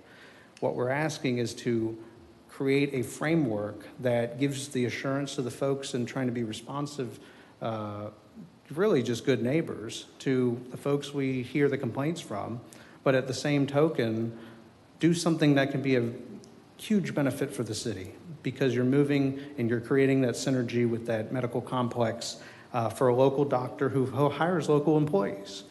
But I digress, and You do, and for clarity, we will be considering these separately because that's the way that's been teed up, right? Yes. We've been given 9A and 9B, and that is how you and our attorney have set this up. So we're going to continue, we'll consider them separately. I realize that they go together. I got that. And for clarity, I did not set the agenda. Okay, all right, very good. Very good. And so we want to talk about the trees. Yes, we do. And so if you would like to do your same presentation twice because you've got them woven together, that's up to you. But we're going to be voting on the trees first. Understood. Let me just quickly make sure I didn't miss a point that I wanted to highlight. This again came up at Planning Board also, since it's interrelated, and that was part of the consideration for the design and the way we came out with this agreement, because stormwater was a huge concern, and we're going to meet those heightened standards, and we've acquiesced to that too. We've looked when we recognize that this is a balancing, that too few spaces could adversely affect services and patient care, and too many spaces would create additional impervious and could contribute to stormwater concerns. It's a balancing act where we're trying to do the best we can by everybody. And that may be an exercise that gets us punished a little bit, but really trying to be responsive to those neighbors is a huge part of this. And we're only requesting the minimum parking. And that plays into the site design that impacts these trees, and really that there's a huge benefit to those being mitigated, because you get to shift those trees to the landscape buffer and create that really lush corridor that honestly that meets the requirements of the COZ. We looked at the possibility of the first floor parking. It just isn't possible with a medical complex. That was mentioned in February. I think Commissioner Martin had mentioned it. The tree wells were explored. Again, location of utilities, the stormwater, the exfiltration that would be required. It just isn't feasible. And the arborist had talked to that point too back in February when we were listening to his presentation. And again, we're resulting in more vegetation overall and more coverage. Right? That's the goal of the mitigation requirements and trying to find a place for these trees to be healthy and thrive. With that being said, I don't have anything else specifically to speak to the trees. I don't want to. I want to be respectful to the commission in that if there's certain questions, since they are so interrelated with the site design, I would be remiss to say that there isn't an opportunity to talk about these in tandem with the presentation since they're so interrelated. But with that, I close my presentation for reservation for any rebuttal that I hear with our engineer. I also wanted to point out that a large majority of the folks here tonight are the actual folks that would be utilizing this facility. The doctor is a very well-liked gentleman. He does, his practice is it's very popular and growing, and those folks came out to support him. So when we're listening to them, I understand the quasi-judicial nature of the proceedings, but we thought it would be helpful to hear from some of those folks too, which is why they took the initiative on a weekday to come out and support him. So with that, I will wait to hear any additional comments or the responses from the folks that I hear talking. Questions or comments, Commissioner Ashley? So I can talk about trees. So in the course of the growth of New Smyrna Beach, we are going to run into situations where, for the greater good, a tree has to go. A couple of trees have to go. I love trees. I draw trees all the time. But when we have people who are making a very, very strong effort to preserve whatever they can while providing a community service, I think that's kind of noble, and I don't want to digress, but it's almost difficult not to. The point about talking about trees is that if you think about the trees in New Smyrna Beach, there's going to be some casualties along the way. And that's just the way it is. And there is not going to be much we can do about it except mitigate it. And I think the example that we have here, 3 trees have to go and 6 remain and 100 trees get planted, is a sensible compromise. I think that everything in life is a trade-off. And this is an example of a trade-off. Now, is it difficult? It's really difficult because these trees are fantastic creatures and no one likes to see a tree destroyed. And if this was an Irish pub, I'd say forget it, but we're not voting yet. But what I'm saying, I'm talking about an attitude. I'm talking about a greater good versus a sacrifice. And when it comes to trees, it's a very difficult decision, and I just wanted to get that out there. That's all. Anyone else? Commissioner Perrine? Yes, and since we're talking about trees here, I know everybody's ultra sensitive about flooding in this area. It means a lot to me as well. I know I have a lot of friends that live back there. I have a lot of friends that were flooded. But I don't have proof saying that cutting down one tree, basically, because 2 are going to go possibly in a flood, according to your expert arborist. So we're looking at one tree. Cutting that one tree down, I don't have proof that that's going to cause anybody to flood. So that's all we're looking at right now are the trees. And I think you guys have done a great job looking at the 100 different ways that we've asked you to go back, and I hear up here so many times that people put their hard work and soul in their designs, and they bring them up here, and one of the people up here will say, I don't like green, I want blue, or I don't want brown, I want blue, or I don't want 3 trees, I want 100. I don't want us to be that way. I want to listen and listen to facts, and the facts are that I don't have proof that cutting one tree down is going to cause a flood. And so for that, that's where I stand, that we are, like Commissioner Ashley said, a tree city. We have, you Google, we have more tree rules than I've ever seen in my entire life. And I've lived in a lot of states and a lot of cities. And we are more tree friendly than even the county. And we have more tree rules than I've ever seen. So I just appreciate all you guys have done. Thank you, ma'am. Anyone else? Thank you. Appreciate it. Mayor, may I say one more thing? Sure.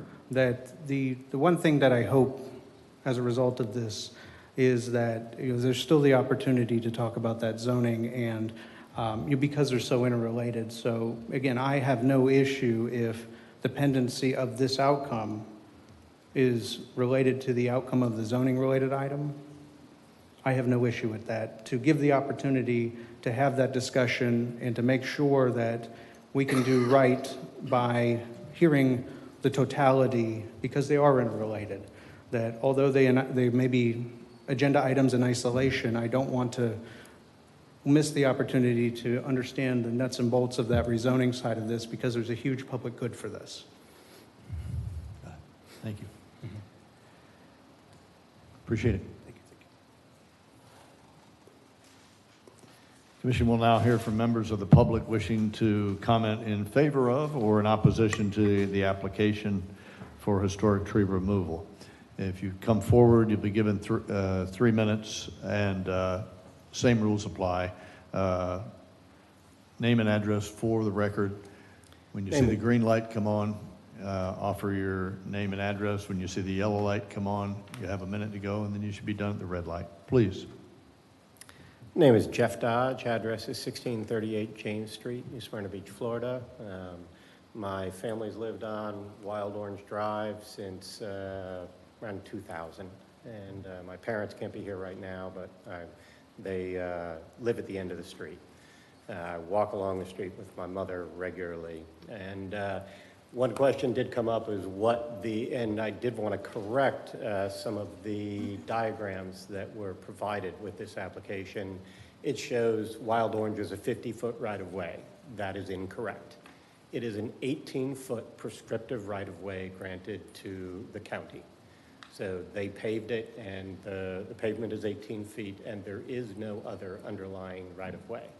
The original Napier and Hull grant right-of-way still exists in some cases, but the only one for Wild Orange that I'm aware of, something may have changed, but is the 18-foot prescriptive. So where it shows a 50-foot right-of-way there, that doesn't actually exist. And generally, driveway access is granted for people, for residences, even for commercial. I would question the driveway access, and I'm shifting to the other side of it. So I want to get that information out there because it was asked earlier. In regards to tree clearance, I understand trees are going to have to go at some point. These are very large ones. My concern is changing the character of the street and preserving the zoning. They're putting parking places and that entrance partly on residential land use, and I was involved in the previous agreement of the Coronado Office Park. That was supposed to be a conservation easement, and there wasn't supposed to be anything there. So this is a change from there, and that is a large part of my concern with the current site plan. The other thing I wanted to note as far as access, they're showing a right-in, right-out access along 44, which would allow no people from the east side to turn directly into the entrance. Wild Orange does have a left turn into directly off 44, and my fear is that would become the primary. So my recommendation would be make that an exit only and minimize the impact of the local area. So how that would affect the tree plan and site plan, I don't know. That's beyond my purview. But I just hope that you would take that into consideration. Thank you. Thank you for your comments, sir. Appreciate it. Anyone else for public participation?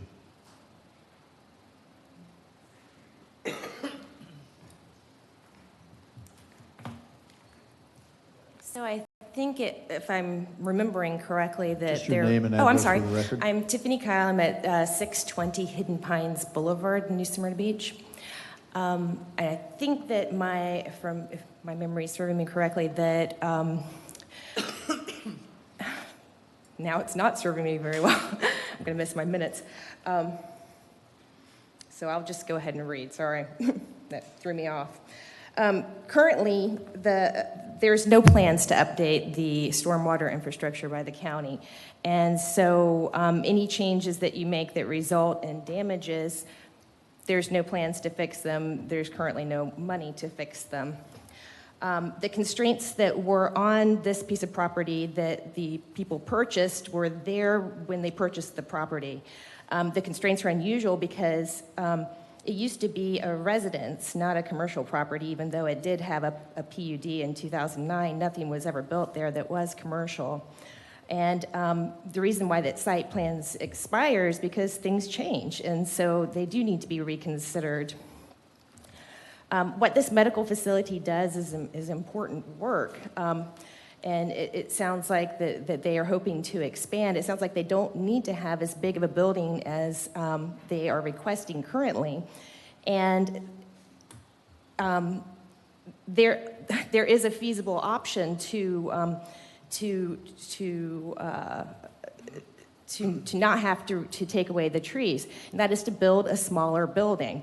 That was what my thing was. Okay, so the only criteria that they're meeting to remove the trees is that there's no feasible option, but there is a feasible option: build a smaller building, and they don't need a bigger building right now. They could put some, there's already a. Okay, I'm running out of time. There's already a space that they could lease in the plaza that's right down the road. There's also multiple places for sale, including on US 1, that are quite large and that would offer plenty of parking without needing to remove any trees. So there are feasible options. 103 trees for mitigation. That might mitigate the loss of trees overall, but it doesn't mitigate the loss of trees in this community where the trees would be removed. You said you could put 38 in the buffer, but what about the rest of them? Where do those trees go? Does it help the community that are affected by this development? Trees do offer a great deal of stormwater infrastructure, including providing space for the rainwater to evaporate from. And so I'm not sure how much. Okay, I'm done. Thank you. Appreciate your comments, Tiffany.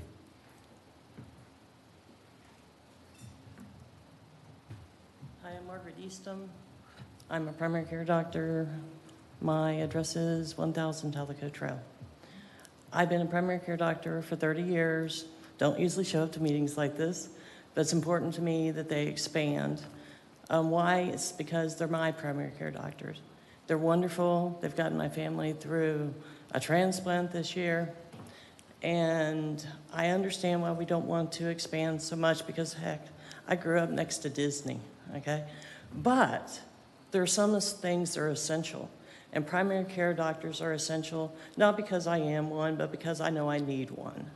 My husband would have never gotten a transplant without my primary care doctor. Now, I do understand something. I'm not a professional at calculating revenue, but we don't usually expand clinics to make more money. We expand clinics to provide services, and it's based on patient need. It's not like we're doing just an extra service. It's something that's essential.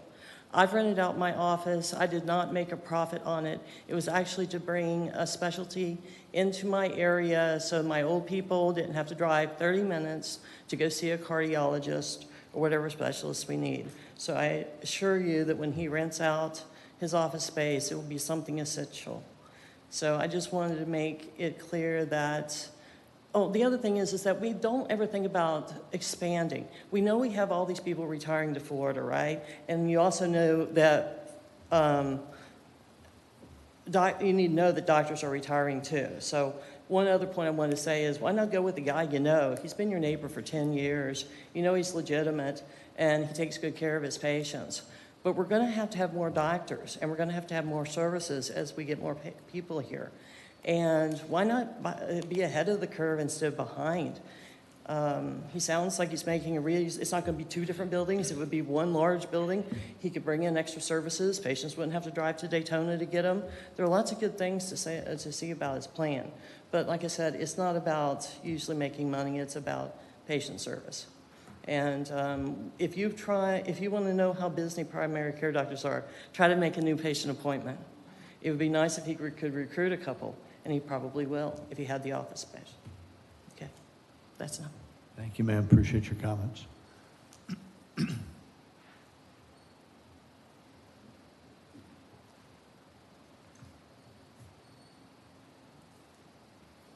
Andrew Fisher, 3661 Strawberry Lane, New Smyrna Beach. So the doctor has been providing medical care. I'm one of his patients in the area for 10 years. Since 2015, 2025, City of New Smyrna Beach has grown exponentially. They're still constantly building more houses. More people are moving down. They're going to need more doctors, primary care doctors, and specialty doctors to see. So how far you want them to drive to go see, he can have one centralized location to provide patient care for the New Smyrna Beach residents, where they don't have to spend all day driving to Daytona, driving to Orlando, or other places like that, or just, you know what, I can't find a doctor here, because that is a hard thing to do now, is find a new primary care doctor, just taking trips to the ER, going across the bridge, fighting the beach traffic on the weekend, or, you know, summertime beach traffic, trying to get over there. It makes it a lot more difficult when you do have a good primary care doctor that you can trust, and you need to get an appointment. He can fit you in real quick, but he needs space to do it. The space that he has, you can't really park. You have to park way down the street and walk back to there to go to his clinic, because there is no parking there. And that's where the issue becomes. Yeah, I mean, a couple of trees have to go. Yes, they do. How many trees were ripped out in all these home developments that we've had that nobody's brought up here? You know, building, you know, new auto dealerships. Bunch of trees were ripped out doing that. I mean, I grew up in New Smyrna Beach. I graduated New Smyrna Beach High School. I've known 44 and what it was like back in before 2000, when a lot of people started moving here. So there is a need for his facility to come into the area for the new growth that is coming into the area. That's all I got. Thank you. Thank you for your comments, sir. Anyone else for public participation? Sir.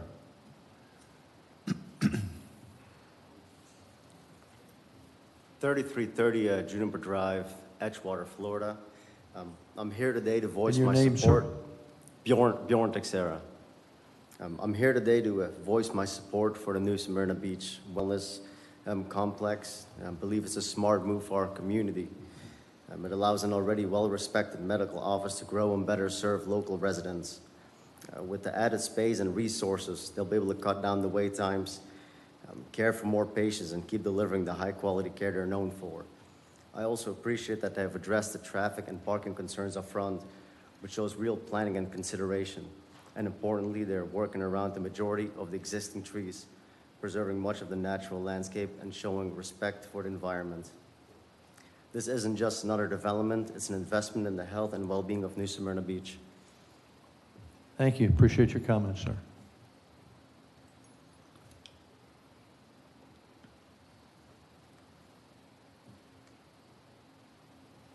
Good evening. My name is Paige Robbins. I live at 469 Hidden Pines Boulevard, an area that continues to experience persistent and worsening flooding.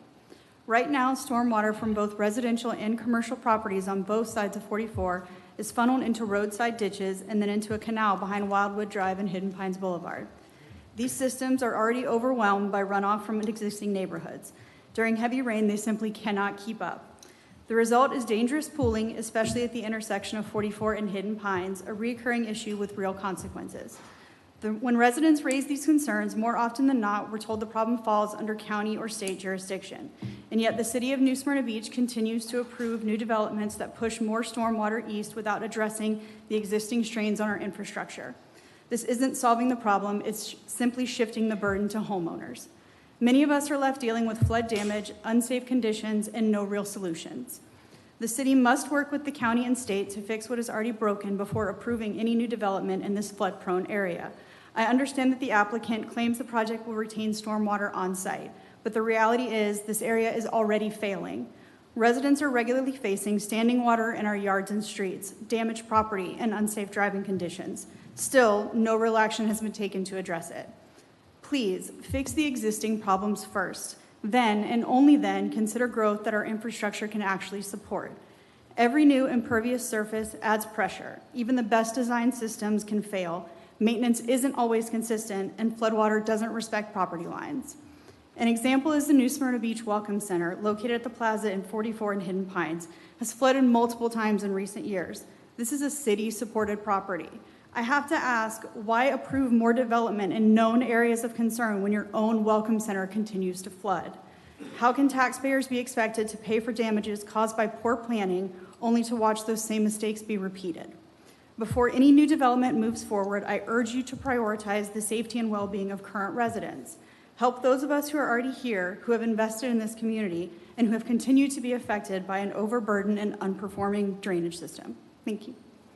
Thank you, ma'am. Appreciate it. Any other comments? Good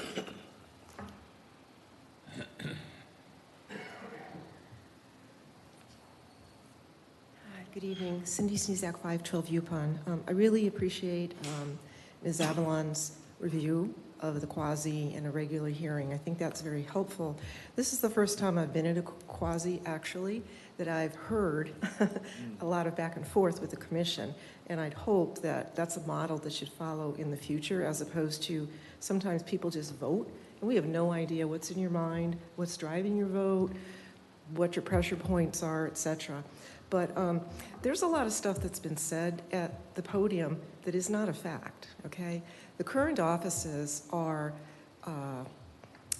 across the street from Advent, so they're not beachside. They're on the mainland, okay? So it's things like that, and you know, some trees got to go. Maybe they do, maybe they don't. But what I find awkward is the kinds of give and take that have been coming from the dais to the applicant seem to consist of things that should have been addressed by staff before it got here. So I don't know how the city manager or the department heads look at it, but it's staff's responsibility, I think, as a taxpayer, to challenge what applicants are asking for. So I don't know how much challenge there were, as opposed to, here's another fact, not in evidence, that 2 of the trees would go in the next storm. I've seen that nowhere in any of this documentation, but I've heard several people spit that out at this microphone. So you got to be careful when you try to narrow what the public can say, regular people like me and the people who live there. But I think there are other options. So if you're only talking about 9B right now, you're only considering the tree. So there is no PUD. It expired. It doesn't exist anymore. It doesn't matter what it said. It does not matter what it said. And this applicant clearly doesn't want to put up a movie theater or a hotel. So it behooves us to work with him, but that's the staff's job. I don't think that's what should occur at a quasi. And it feels very awkward to me. So, you know, the idea of what they did look at, like option number 1, well, we can't do that because we'd lose one of the in and outs. Yeah, no, you wouldn't. You have 350 feet of frontage. That's a fact on 44. So if you slide that entrance and exit east and cut a path through those trees, you have an in and out. You don't lose it. Or if you back that building up to Wild Orange and reorient where the parking is, you could preserve trees that way. So, and again, I don't think this kind of stuff should happen at a quasi. It should have happened since February. Thank you. Thank you, ma'am. Appreciate your comments. Anyone else for public participation? Seeing none, public participation is now closed. Oh, yes, sir. I'm George Murphy, and I live on Hidden Pines Boulevard, okay? And yes, I think you all got a good project here, and I would be 100%. Mr. Murphy, you're going to talk just to us and right into the microphone, all right. please. I would be in favor of it. But if we keep allowing all of our trees and our wetlands to be destroyed and let these people build parking lots and businesses, and I guarantee you, when they build it, they're not going to build it on the flat land. They're going to put it 4 or 5 feet where their property don't flood. I live in that area, and I think I'm just asking every one of y'all here to consider the people that live in those areas who suffered greatly in the last 5 years due to an antiquated stormwater system. Fix the stormwater system, build the building. Thank you. Thank you, sir. Appreciate your comments.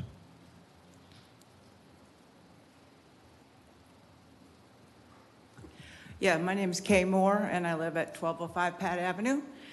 I just want to let you all know that I cut that property. I mow the yard there, so I see the trees that y'all are talking about, and I think that a couple bad storms would definitely take the 2 live oaks out. They are scary. But more than anything, it has become a homeless hangout.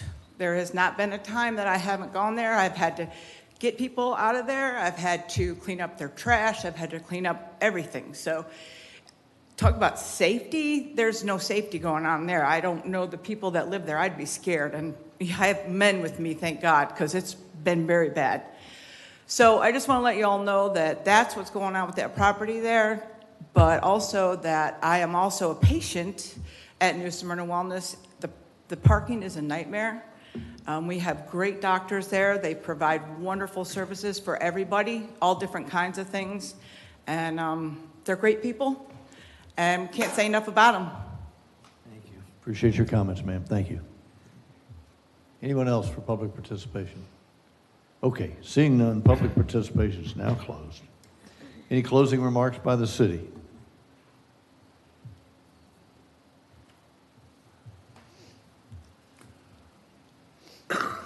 Just make a brief comment about the criticisms of staff.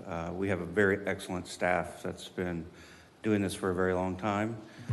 We aren't able to just say, we wish you would do this. We actually look at the codes and we apply the codes, and we try to apply them evenly and fairly to the applicants as they bring their projects in.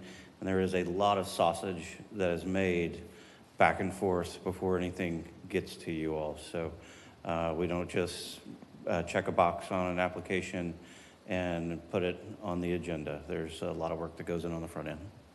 Thank you, Shane. Appreciate that. Any closing remarks by the applicant?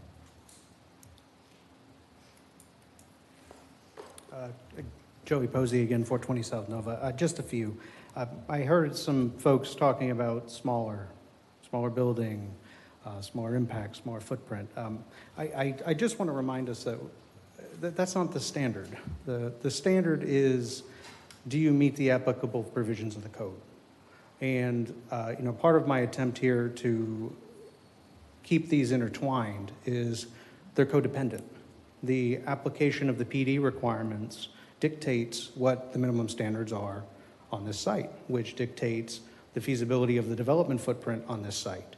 So I want to caution and just make sure that we're all on the same page, that there isn't some implicit understanding of this tree application and it's in isolation, that it's in tandem with the PD, that's where the standards are. You're talking about how you develop your site, and it's very clear in your code that we have entitlements to go way above and beyond what is being proposed. So just want to make sure that's clear. It has, again, the expertise of your staff that found a recommendation of approval in its consistency. Also a recommendation of the planning board, who, through conditions and mitigation to be responsive to neighbor concerns, also saw it in the same manner. And I do want to push back a little bit that, when talking about profit-making ventures, and again, I don't doubt that the doctor, it's well-intentioned and noble that he is in this for the good. Like he is that kind of person. But I don't expect to ask a developer who comes in to develop a residential subdivision, have you sold all your homes yet? I imagine that same truth is true for any application that moves forward. That's just not the nature of how those things work. I didn't get a chance to mention it, but this is 2 years in the making. That this is July of 2022, more or less, that we originally made application and been working with staff to massage this, to try to find a way to get to that point where everybody can say that we did the best we could and that we tried to find that middle ground to address the concerns that we hear from all directions. Given this property had a site plan approval, this property had a PD approved that had far more impacts and far less standards when it came to the concerns that we were hearing. And with that, I am available for questions. Of course, we have our engineer. If there's any specifics we can speak to, we're happy to. But again, I just want to have the opportunity, again, that you're talking about these in tandem is the way to talk about them, not in isolation. Thank you. Appreciate your comments. So now it's up to the dais to have a discussion, figure out where we're headed. Comments by my colleagues. Commissioner McGirt. Thank you, Mayor. These are very difficult decisions to make because trees are one of the things that make up the character of our community. There's very few things that have that kind of importance. You have building height, trees, maybe some design guidelines. So we're very passionate. I'm very passionate about the trees, keeping the charm of our community. But the reality is that this property is an unusual shape on a commercial arterial road.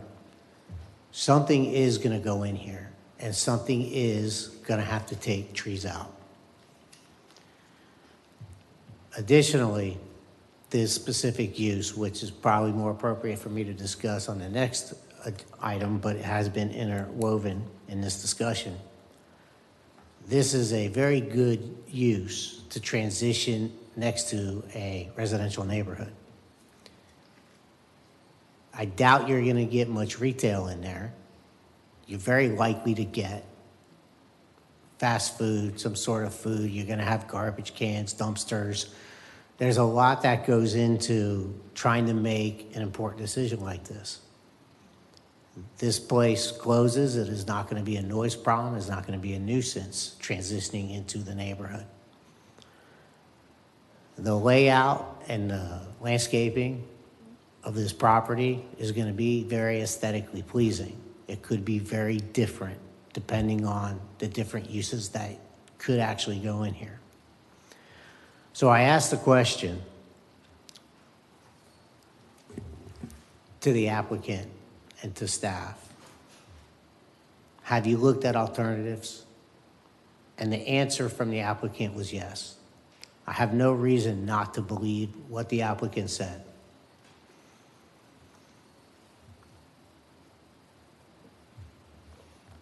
I would love to sit here tonight and come up with a great solution that makes everybody happy, but that is likely not to happen.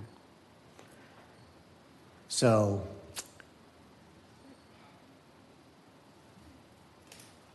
removing a couple of historic trees for a use that is going to be a public good. It is going to complement the area with the hospital moving out there. It's going to be a good transition into a residential neighborhood. And the property is actually underdeveloped. Is all positives. So I'm going to support this applicant's request tonight. It's a tough decision, but that's what I'm going to do. Thank you. Thanks, Mayor. sir. Appreciate that. Commissioner Perine. So this always is a hard decision with these quasi-judicials, but the information that we have is, and what I hope the people in social media and the newspaper goes back and reports that accurate decision of why we're doing what we're doing, and not just say, we voted to cut down 3 trees. No, we voted because they're saving 9 historic trees. They've come back to us twice to make concessions. They went from 24,000 to 20,000 square feet. They went from 96 parking spaces to 80 to save those 9 trees. And then the 3 that are going to be cut down, to an expert arborist did say, just because it was on their slide, they can provide the report to the citizens if the citizens want that. But it says it's likely that those 2 trees will come down in the next hurricane. I'm not an expert with that, but I see those happening all the time. And the other thing I hope that goes back to the social media is that there are going to be over 103 trees planted. So we're looking at the future and what the environment is going to do. We are requiring more than most people would ever require. And all we're going to talk about for this is trees. So I'll save my other comments to the next one. Okay. Thank you, ma'am. Appreciate that. Anybody else? I just wanted to say. Sir.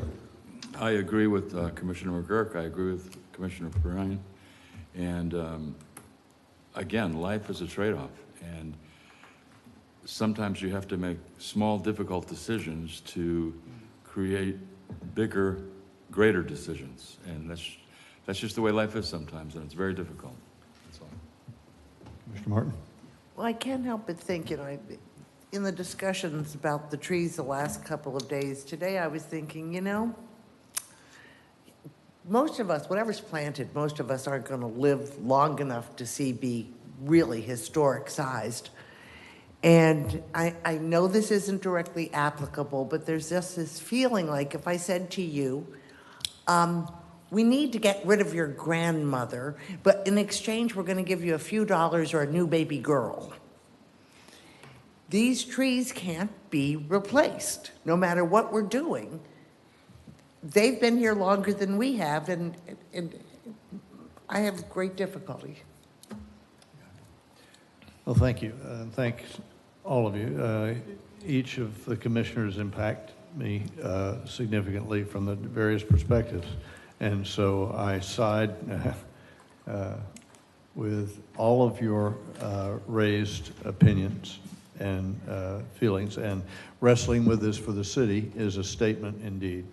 And so I hope, Mr. Cabrillo, you and the News Journal that are capturing all this will understand the challenges that we face and report that accordingly.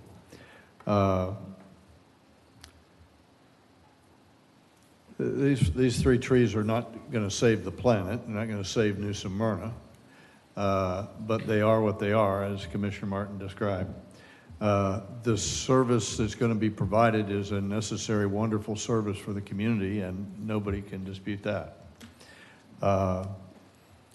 I struggle with the idea of the use of this. The PUD has expired, so we've got no obligation to restart it. But this is it's a worthy cause, and I know Mr. Doust and the companies have tried to re-wicker the thing based on the applicant saying, I want a building this big. Now, I'm sorry, I regret that the property is a third of it is underwater, or mostly underwater. I regret that. I didn't pick that site for this, but, and I'm not sure that anything should go there. Maybe the city should purchase it and do something different, and allow these people to find another great site that would fully meet the needs. This place doesn't seem to fit your needs. So I dug down a little bit. You guys watched me, and I dug down and said, how much of this is going to be used tomorrow? And it's about a little more than half, and the rest of it's going to be for expansion. And so at that point, I kind of go, well, I'd like it to be all flat and all highland, and you could expand to your heart's content and bring more doctors and serve more patients. I got that. But that's not what this property is. That's not the features on this property. And so picking the right size of the building, I mean, I hear Commissioner Perrine say, hey, we're making you jump through hoops, and we're not happy when you come back and you do this and we ask for something else.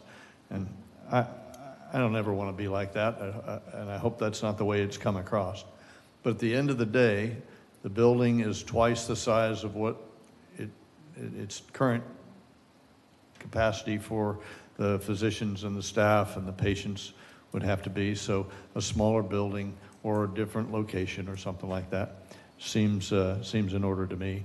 And the public safety aspect, I have a hard time with because of the county road that's next to it, which is pretty small. And if it has a left turn lane from the east, and that could become the primary entrance, and that will change the feeling and the quality of life for those that are living there. I get that one loud and clear. I understand Mr. Dowse saying, hey, I've got fire and police equipment. You'd have to have a turnaround, so you got to have some way to get in and get out. That is the counter to my argument there. So as you can see, it's very conflicting in my head. And so when I see the commissioners talk about the pros and cons, it's not really just about the 3 trees. I don't think it's a great piece of property for its use for this. And I've been there several times. I see that it floods. I see it stays wet most of the time. And I think it'll be a challenge. I admire the engineering that has gone in. And Matt Dowse came in and said, hey, I can take care of 80% of what's going to fall on the property. And that was awesome. That's probably more than they're required to do.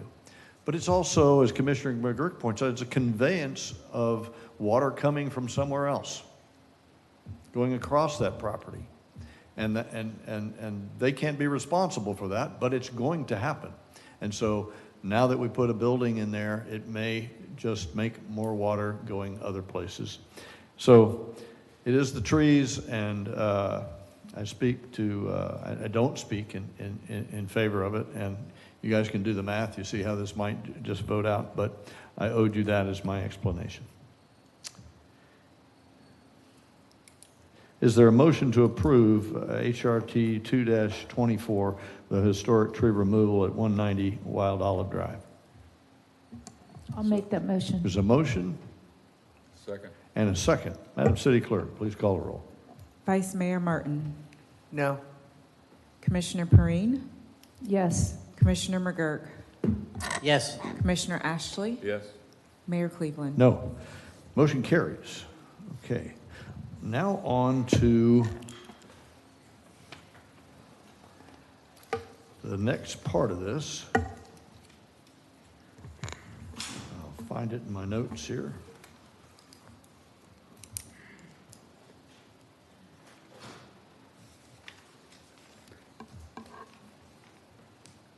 Quasi-judicial, a public hearing will be held and quasi-judicial hearing will be held to consider the adoption of ordinance 3925, which if adopted would approve PUD 4-22, New Smyrna Beach Medical Center and Wellness Complex. Madam City Attorney, would you read it for the second time?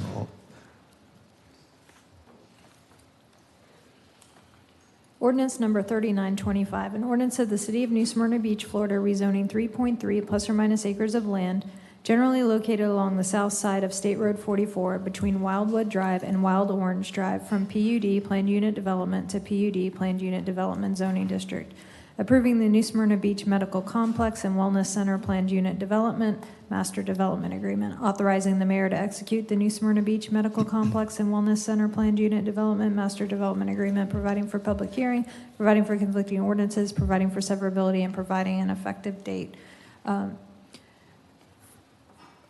I would ask each member of the commission, again, do you swear or affirm that your decision tonight will be based on the evidence and testimony presented tonight at this public hearing, along with the written materials published in the agenda, and not based on any ex parte communications you may or may not have had? Commissioner Perine? Yes. Commissioner Martin? Yes. Commissioner Ashley? I do. Commissioner McGurk? Yes. Mayor Cleveland? Yes. Okay.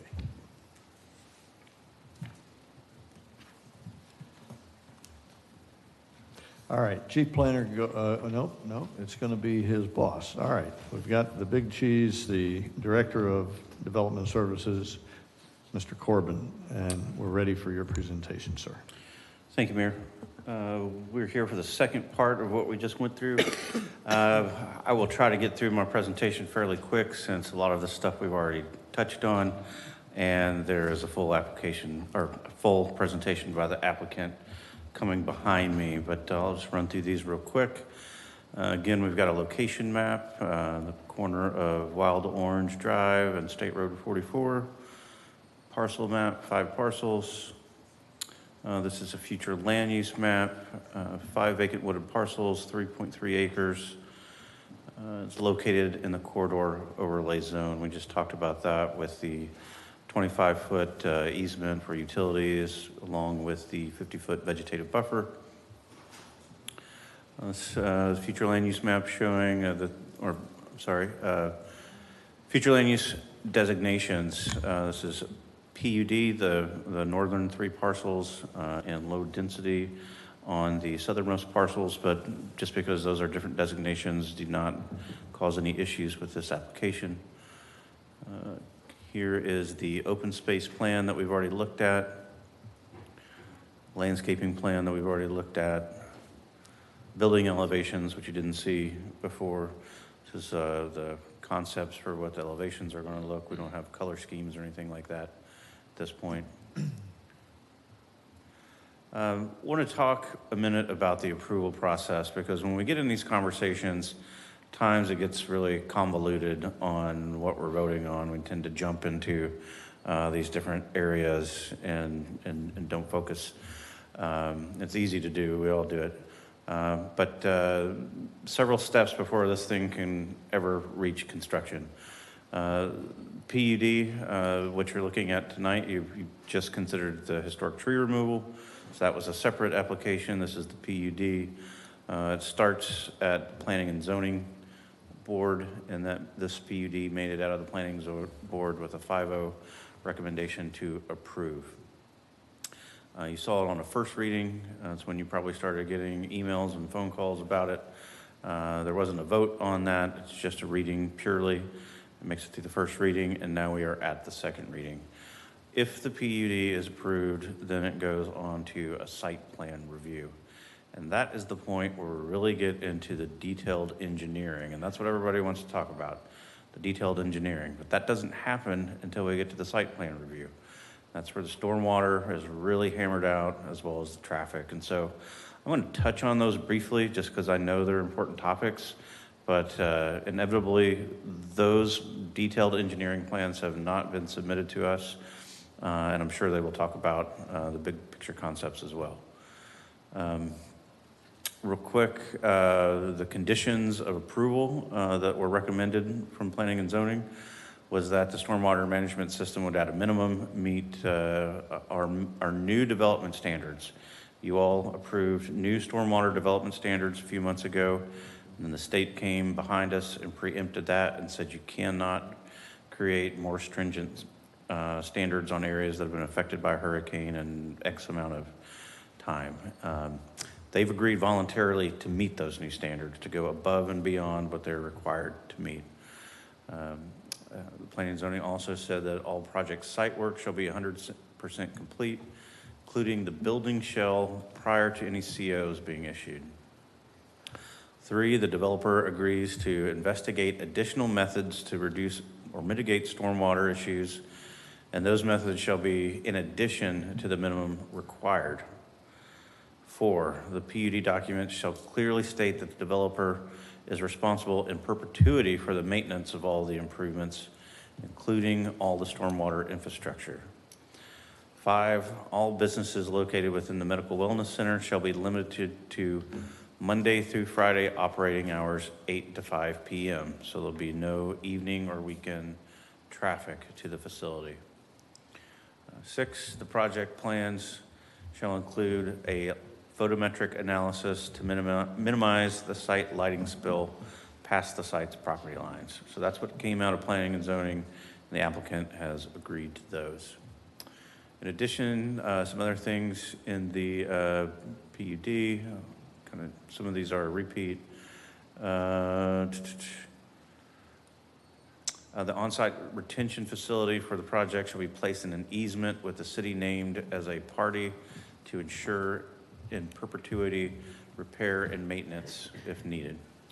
The developer has voluntarily agreed to meet the enhanced stormwater standards the new ones that you all approved, even though we can't enforce them, adopted by ordinance name 0625, regardless of the state's recent preemption against more stringent standards.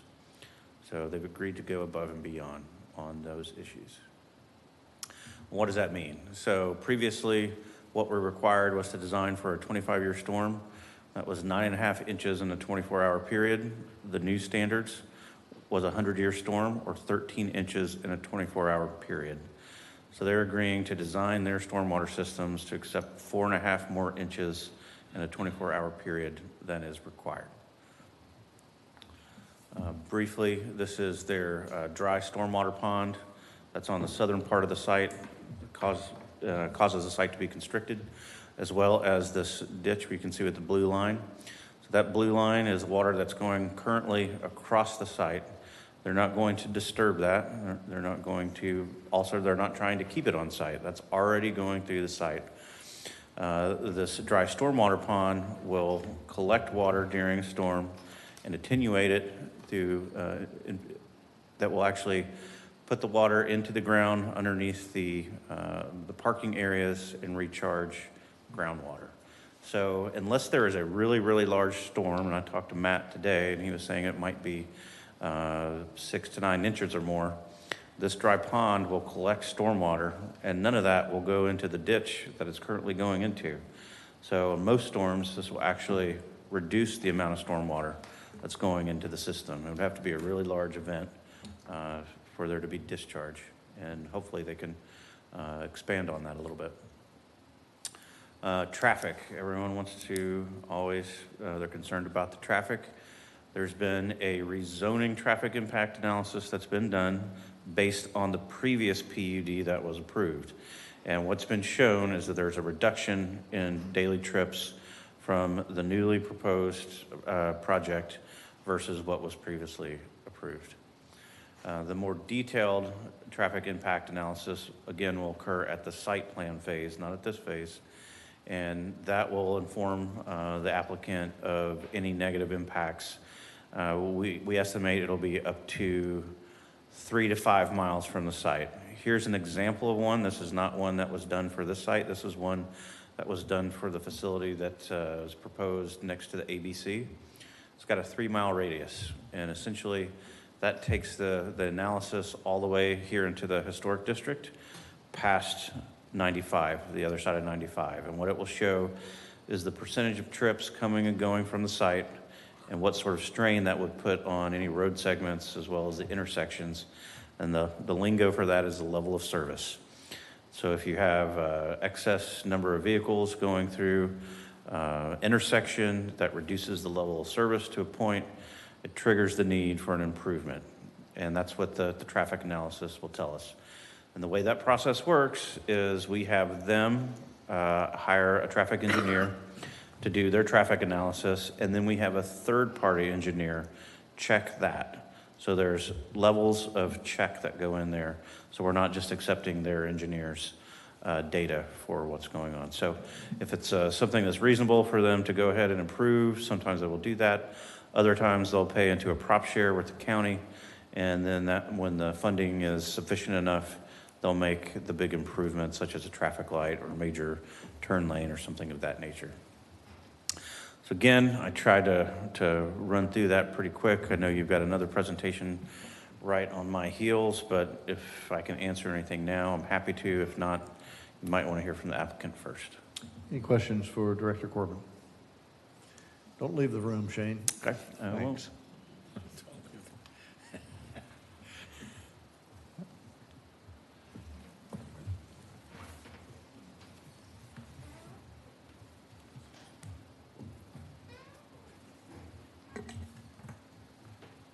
All right, the applicant.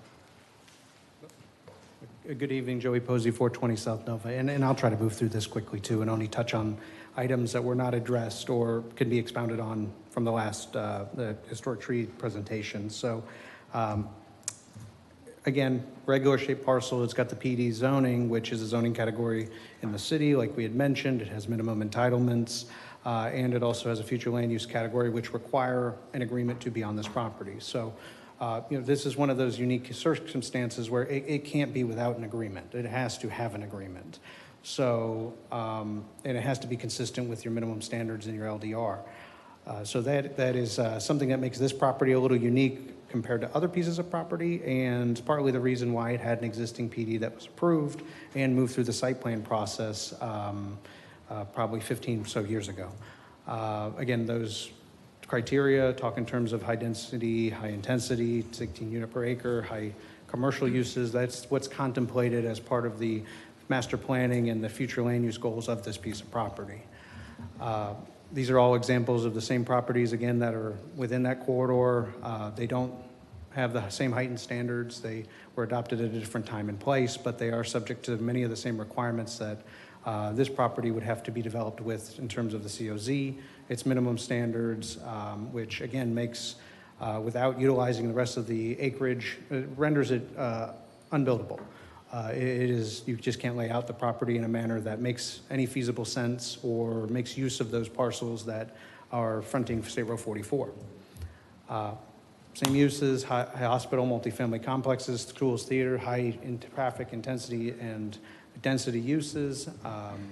It has the same minimum standards that many of these agreements reflect in terms of 50% open space, tree preservation, et cetera, except this PD has many heightened standards. It has open space standards that are in excess of the 50%, closer to that 66%. It has the lower impervious criteria that was originally found to be consistent with the PD classification in this property for 47%. A higher building coverage, a higher landscaping, or less landscaping requirements. It's in all aspects, this property, as it's really relayed out, is a less intense use. And from all perspectives, in terms of its demand, in terms of its parking space requirements, in terms of its building coverage, and permitted uses.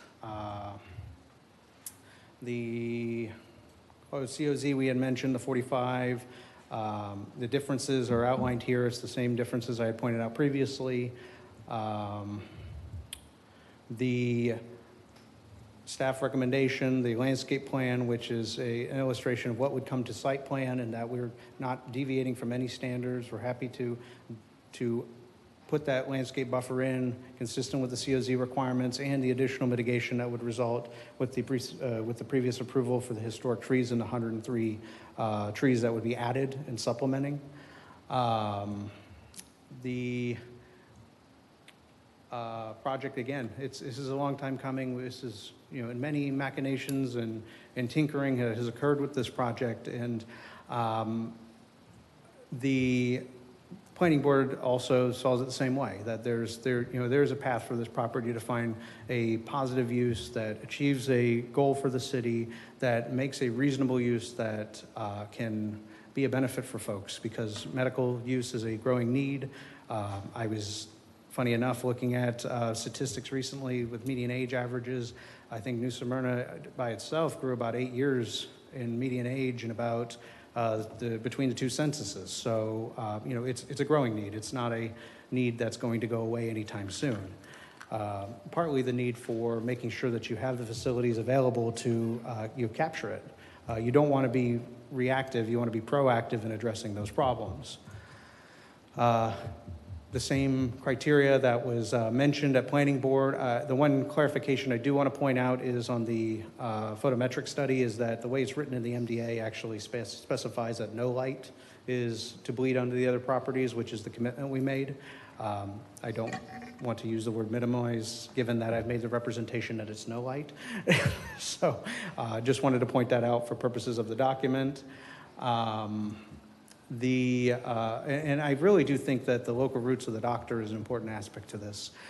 He's a family doctor. He's been in the community right off of, and just to clarify, over at the Advent, there was some misunderstanding that there are folks that utilize his facilities across on the beach side, but really what we're talking about is that congestion that happens at Advent right there at the bridge, and making that centralized facility is hugely important. And the other aspects I think that are overlooked here in terms of growth is, he currently has a waiting list of 6 to 12 months. It's not for lack of demand, it's just a lack of space. Making a commitment to doctors, finding a way to have a facility that can accommodate that growth. You've heard testimony the last hearing of the having to walk at a parking lot that is not his to get to an appointment just because of the joint use and the congestion around that Advent area. There's a number of reasons why that this makes sense, and trying to find and centralize a use, especially with the growth that's happening and contemplated to the west with the expansion with the hospital expansion out there. And it avoids shifting services outside the city because, when it comes to need, it's like pressure valves. Somebody's gonna accommodate that need. It's whether I have to go to Sanford, to Daytona, to Orlando. Keeping these folks that live, work, and play in your city is the goal. And it's being able to accommodate the needs of your citizens is the goal. And having that ability and that centralized location as part of this PD is something that this doctor takes very, very seriously. Maybe just to briefly have him say a few words, I think it just would be helpful to just get an understanding of who he is. Just for making sure that the folks that are listening or that maybe not know his practice have an opportunity just to understand that this is a guy that works and he has roots here. So with that, I'm going to introduce the doctor. Hey guys, Ellis Fort, 1035 Talico Trail. 13 years I've been here. I came here for a job, left Orlando, worked for another doctor. I don't want to say that publicly. The business didn't do too well, and he asked me, do you want to take it over? I was an athlete, I had my first kid, took the company over. Had no idea what I was doing. I took a $50,000 loan out from Wells Fargo and tried to figure it out. The easy part was that the patients didn't stop coming. It's kind of been baffling. I've been in 4 locations now. The location we're in now, we filled it up. I thought I had space to grow, didn't. Within 4 months, it was full. Providers full, no more office space. What I'm trying to do is meet the need of my patients, and I listen to them. I love serving the families. I love all the family to be able to come to one office. When we refer out to all kinds of stuff, but we can't get people in to even specialists. 12 months is a lot of the clinics are actually not taking new patients. We're one of the few facilities still taking new patients. What I've enjoyed is trying to meet that need, trying to meet every little thing that we can't find services for in the area. You can look this up. We're a medically underserved community. That's per Medicare. You can look it up on their website. I'm not, and nice to meet you all. Mayor, thank you for your words. I'm going to fill that building because I'm telling you, I've been shocked. The community loves to go to one place for a lot of services. We've tried to offer those. We've got physical rehab, physical therapists, mental health counseling. And when you go to one place and you get to know the staff, you get to know the community of the office, and I'm going to stand on this. We've only had one person leave in the last 2 years working for us. People stay, and they love to see that familiar face. They come in, they know everybody. Coffees get purchased for my staff. Like, cool. I mean, it's a lot of desserts. I'm not a big fan of that. We treat that. But that's been the coolest part of this, is I love to see that culture built within our office. My neighbors come to us as patients. I like that. My family comes. A lot of people don't like. I don't mind doing it. I think it's great. I think it's kind of old school medicine to serve the people and let it work. Yeah. Oh, that was perfect. Are you open for questions? Can I finish the presentation first? Sure. Well, you brought him up. Well, I know. I just didn't want to get caught in between again and then give the impression I hadn't finished. But I was right at the conclusion. And again, the part that we're talking about is a quasi-judicial standard. Did we meet the minimum standards? I can't understand how we couldn't have met it if we're showing all of this improvement to the way that the properties should be designed, and that we're contemplating all of these above and beyond measures that are outlined in the PD as commitments. And like I said, that again, if there's a different way to wave the magic wand and do this over again, it's easy to say, well, what could you do otherwise? It's, the hard question is, well, am I consistent, and does this accomplish the goal? And I can say emphatically that we have, that it meets those standards, It accomplishes an overarching goal for the city, and it's something that keeps a local doctor in the community and continuing to serve a growing need. So with that, and that was the recommendations of that were unanimous from the planning board and from your recommendation from staff. That's our presentation, and we're happy to answer any questions, or if there's anything that we can clarify that we didn't cover in both hearings. Perfect, thank you. Any questions for the applicant? Yes, ma'am. Would you be agreeable to bringing the site plan back to the commission? Right now, it's a staff level approval, and it is certainly very separate from the PUD, is not included in what we're contemplating tonight. Would you agree to have the site plan come back to the commission? I personally don't have an objection. I caution that, it took a little bit of pulling teeth to understand that this was 2.5 years of process to get to here, and it gives the impression as if, your staff isn't doing their job, and, the expertise that you rely on for them. But, from our perspective of the applicant, to do the right thing by the neighbors, and if that's something that this commission is considering, we don't have an objection, but I just wanted to at least mention that. Okay, I have absolute confidence in staff. This has to do with our public who have real questions, arguably not about the PUD or the trees, but about the site plan. So it would be a benefit, I believe, to our constituents. Thank you, ma'am, appreciate it. Commissioner Perrine? Yes, and this is also for the public, because I want to thank you guys for accepting our stricter stormwater proposal, because we had, for the one person in the audience that said we've done nothing for stormwater infrastructure, that's totally not true. She hasn't been listening to our meetings. We've voted as a commission board to make it some of the most strict stormwater, and you guys agreed to adhere to that, even though our state reversed that decision for SB 180. So I have a difficult question to ask you on this, and it's another protection for our citizens. Would you be willing to do a stormwater bond for escrow like we asked for Deering Park? In terms of the stormwater improvements on the site, I don't imagine that we would have an objection. I don't know with such a small site what that valuation is, but that can, as part of the site plan process, we can make that commitment to ensure that those improvements are done. I don't see the issue. I don't know what kind of percent that would have to fall under. You would have to work with legal and our staff, but it would just be an added layer of protection I thought about. And it's something that Deering Park did that nobody has ever done. And I thought it was a goodwill effort, because our biggest concern here is about the flooding. And I don't have any proof up here that with what you guys are going to do is going to cause more flooding. And we have to go by facts and not emotion.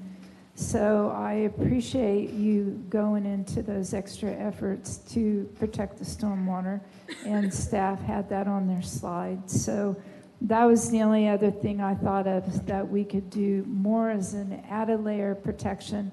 The other thing is, please elaborate. I've gotten probably 30 emails from constituents about this 80%, and that is something that needs to be elaborated on, and because that's just not true what I've been reading on social media, and I want you to hammer on that so that we all feel better about that. Right.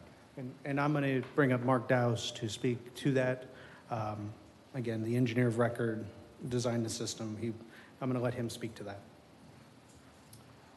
For the record, Mark Doust. I'm not sure what the reference to is 80%. We have to handle 100% of the stormwater on our site. Can't increase the discharge, can't increase the rate. So I'm not really sure what the reference specifically. So let me help, Mark. Yes. Matt was saying that the plan currently has 80% held in storage and 20% going into the connecting system. So maybe he was referring to the pond versus the exfiltration system. Yeah, so in other words, 80% will held on site forever till it perks, and then 20% is going to go into into the rest of the system, which eventually flows to other places. So I postulated with him, is there any way you could figure out how to do 100? He talked about, man, we're pushing it right now just to get 80. Right. Well, I can tell you that we're going to exceed all the regulations that we've agreed to, even the ones that are obviously no longer in the books. So, and then I have also our commitment that we're going to do everything we can beyond that. Whatever the site can yield to us, we're going to take advantage of. But we're going to handle 100% of the stormwater. I'm not sure I understand, 80% and 20%, how it's been depicted. But the ordinances are very clear. Can I say something? Sure. Go right ahead. I think the way I've interpreted that is that right now, the land holds nothing. The water flows through it. It holds a little bit. The water perks. It does. Whatever that is, it is. But the way I interpreted that comment was the improvements in the stormwater management, namely what Shane just pointed out in his last presentation, the dry pond is not there now. Correct. And That's will correct. be, there will be a dry pond that holds 80% of the stormwater that's currently flowing into the lot. That's how I interpreted it. Could we be clear that the site plan, the PUD does not define the site plan, and anything we decide tonight may or may not result in the stormwater system or the plan? They're two very different processes. In other words, there's no stormwater requirement in the PUD agreement. That's incorrect. The stormwater requirement is your current heightened standards. In addition, we are required to show a demonstration of we made this commitment to the planning board, to find an additional retention or stormwater capacity in whatever form is possible in that buffer COZ, as long as we can meet the COZ standards. We made that commitment that's above beyond what the requirement is currently with the rollback with Senate Bill 180. So, but again, as to the 80% comment, I'll defer back to Mark, but I just want to make sure that was clear. Thanks for the clarification. Commissioner Ashley, did you get, Yeah. you good? Okay, Commissioner McGurk. So I guess I'm going to chime in on this 80%. I think there's just a lot of confusion on that, and my interpretation of it was what Brian just said. But that in itself didn't make sense to me at the time. So I just think that there was a disconnect between the commission and Matt at the time. We're talking about one thing, he was probably talking about something else. I think it was a complete zig and zag on that. So I don't think it's neither here or there. I think the key is that you have to hold 100% of the stormwater on your site. And the PUD does require that you meet all the stormwater requirements. And as Joey just said, they have agreed to a higher standard than what's on our books and requirements. I don't mean to muddy it at all, but my friend to the left of me mentioned that there's a lot of transference of water. That's water that comes onto the property that didn't fall on the property, but it came from other places. And I think Matt said, hey, I can't handle all that stuff. So I'm just wondering, okay, where does that go? Yeah, so we're, not only do we have to handle the stormwater that falls on our site, we have to maintain drainage patterns that are existing. So that's where that existing ditch comes into play.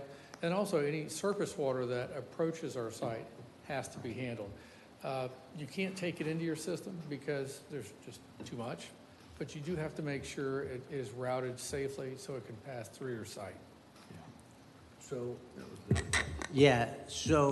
there's a ditch.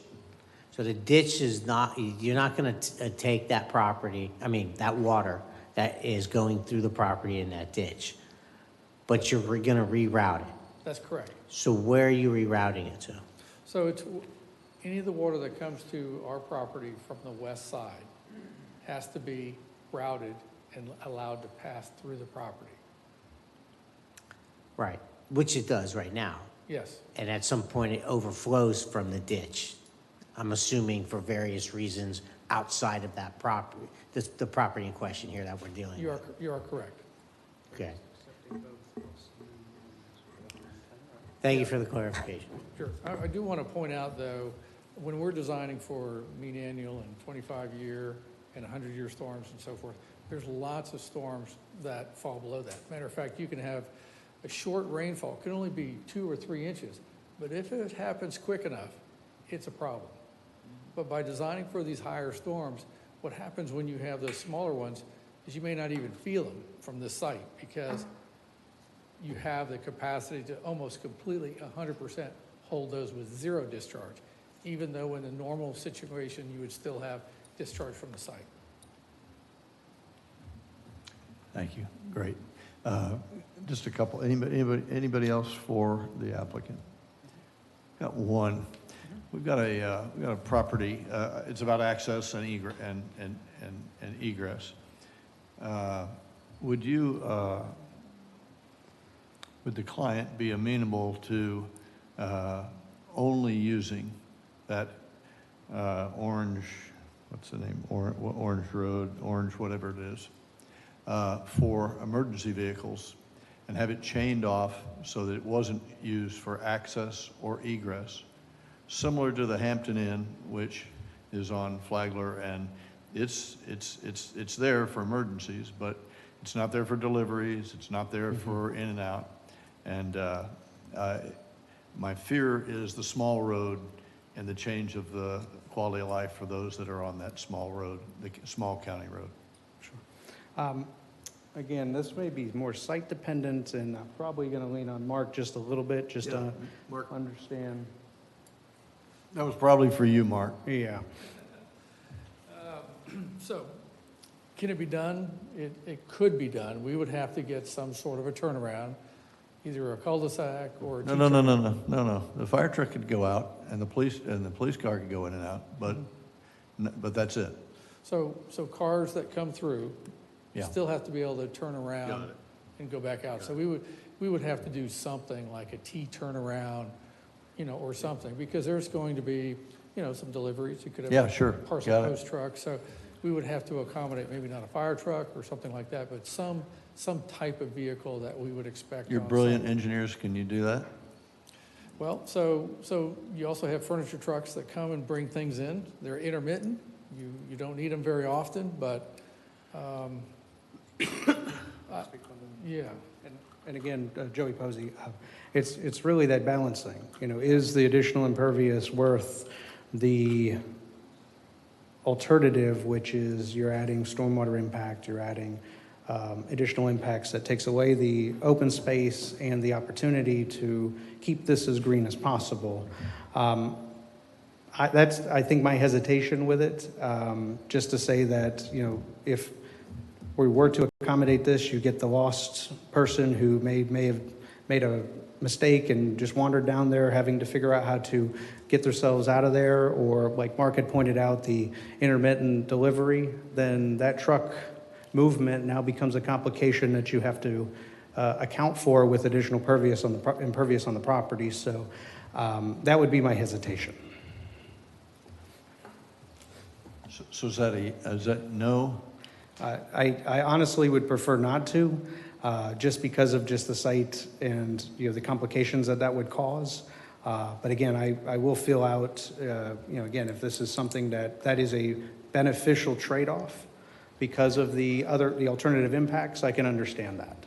It's just beneficial to all the people that are living behind there, and it's a very small county road. Right. And that are also impacted by the same it happens to be the only stormwater. access if you're headed from the east. And so it will become the primary access for anybody heading from town. Well, So understood. not- Mayor, I agree with see you. what I I'm saying? understand what you're saying. It's not like, yes. oh, this is also going to be some other side road. It will be the access, because that's the turn lane. So the quality of life for those people that are living over there is going to be diminished. on a very narrow road, 18, whatever the Yeah. width of the road is. So a couple of points. One, if you do not allow a left turn, then you're sending them up the street farther on 44, so you're increasing that trip length, so they can now do a U-turn to come back around. So everything has implications, you know. So I think those all have to be weighed out, and we can weigh those out with staff and see if there's a better solution. I understand your concern about limiting traffic. Maybe there's a way of limiting it just for, you know, the day-to-day, and also allowing it for the larger vehicles that may need to go through there very intermittently, you know. I know we have to allow it for fire and police for sure. In the meantime, while you're trying to figure out whether you can engineer that, would you commit tonight to an exit only for that in and out? We could, just recognize that that's forcing the U-turns on the street. And so we've been trying to do everything we can to minimize trip length on 44. We would be increasing it. I get it. Okay. And in the meantime, I'm just, Sure. I'm trying to, you know, I'm not trying to be a jerk here, but I am worried that those citizens who live on the county road, which is 18 feet wide, it will now be a different lifestyle. So can I ask a question, Mayor? Sure. When we get to the traffic study time, will you identify the predicted trips that will come in and out of that? Yes. Right. It'll be in there. So really, it's an unknown today, how many people are going to come in and out of there, what that traffic looks like?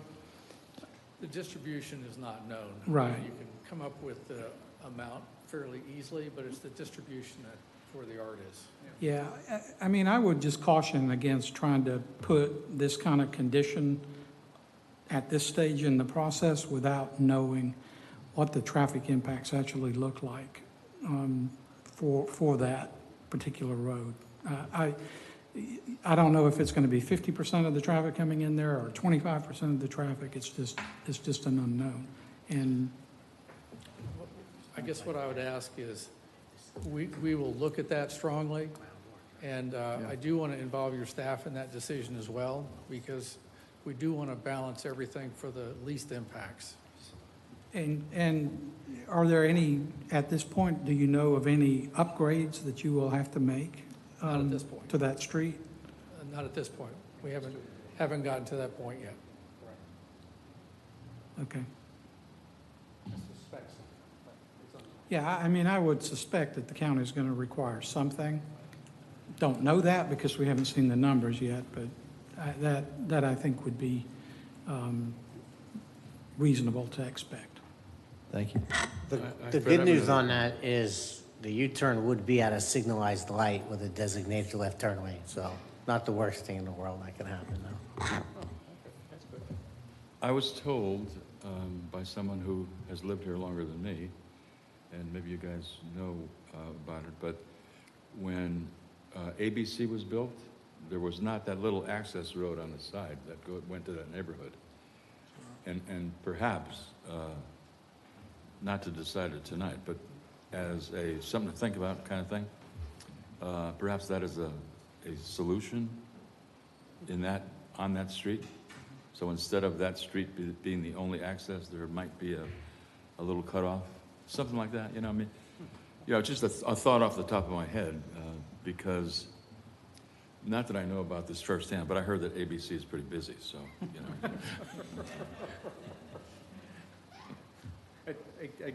The comment was well taken. Again, we're happy to consider that and trying to work with staff to get to that point and really accommodate what is the least impactful. You know, what are we doing to try to be as responsive as possible to both those folks that are immediately in that vicinity and folks that would otherwise work, live, play, and you know, and impact indirectly in a different way. Just to follow on, how many physicians in the practice?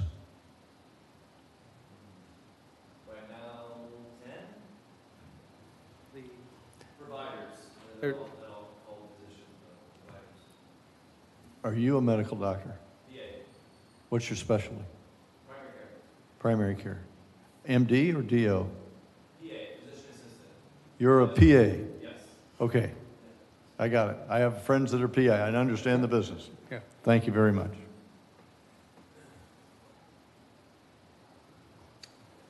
Thank you very much, Joe. Appreciate that.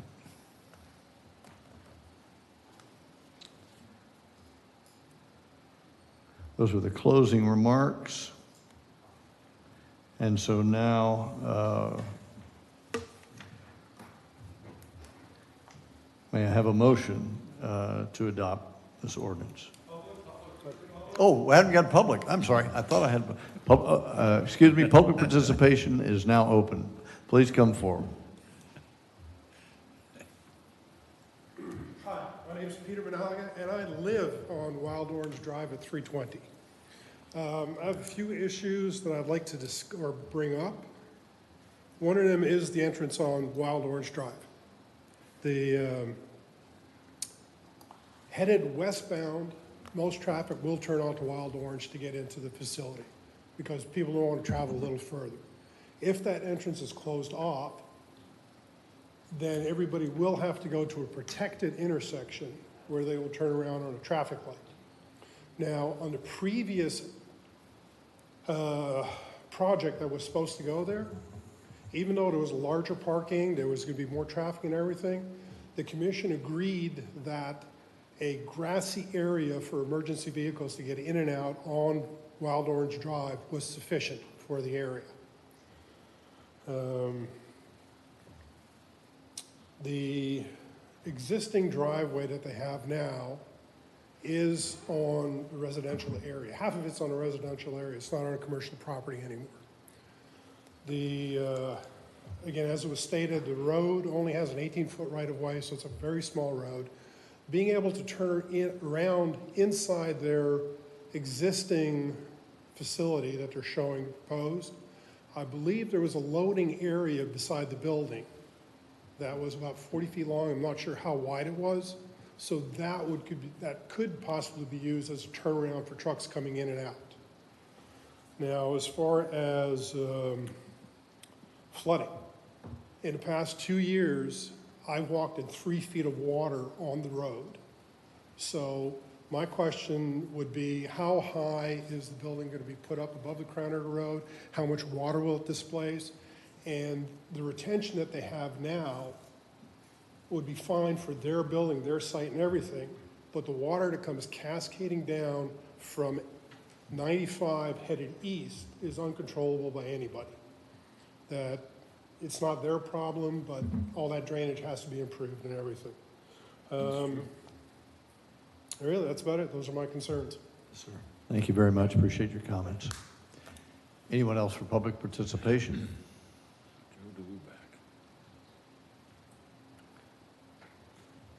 You, Mr. Blueback. Good evening, you all.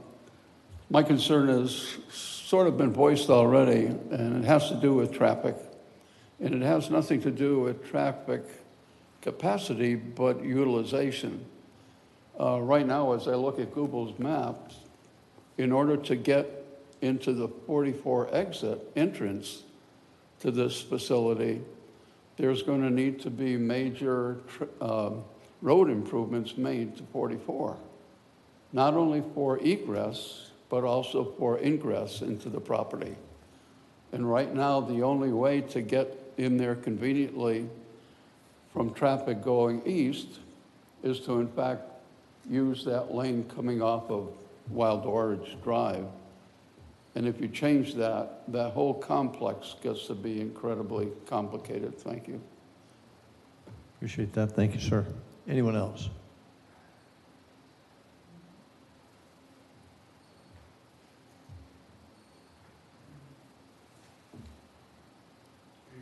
Evening. My name is Michael Matero, 6823 Vintage Lane, Port Orange. I just want to say something about New Smyrna One, the center. I've been a patient with them probably longer than anybody else in their practice, over 10 years, if not more. The level of care that they provide to the New Smyrna community and surrounding people who live in the area is far and above any other private practice with what they offer in their small, tiny location where they are now. And I can't thank them enough, and I would never consider even going somewhere else in this community for a doctor. I just want to say that. Thank you very much. Thank you for your comments, sir. Anyone else for public participation? Okay, public participation is closed. Yeah, go ahead. I would just like to say that I think everyone on the commission is very much in favor of the project, and it is certainly not a commentary on Dr. Ford. I mean, this is, it's not what we're talking about here. So I don't want anybody to think it's any slight whatsoever on the practice or the doctor or the intent. Thank you. Thank you, ma'am. Appreciate that. Okay. Public participation is now closed. Any further deliberation by my colleagues? Sure. Yes, ma'am. So I agree. I mean, this is a sensitive area, but something is going to go in there.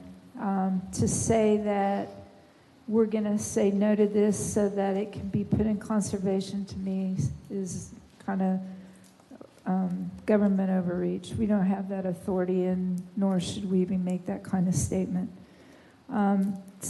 These landowners have property owner rights, and something's going to go in there. And the evidence that I see, I don't see where, if we approve this, that it would cause more flooding. It sounds to me like they're going to do everything in their best interest to not have flooding.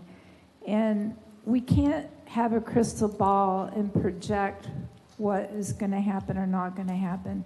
These 500-year floods, we could do nothing and leave the land bare and it still could flood. So I don't see evidence tonight of anyone telling me that this project shouldn't be approved. I'm going to support it. Thank you, ma'am. Commissioner McGurk. Yeah, so kind of, I have these conversations usually one-on-one with individuals.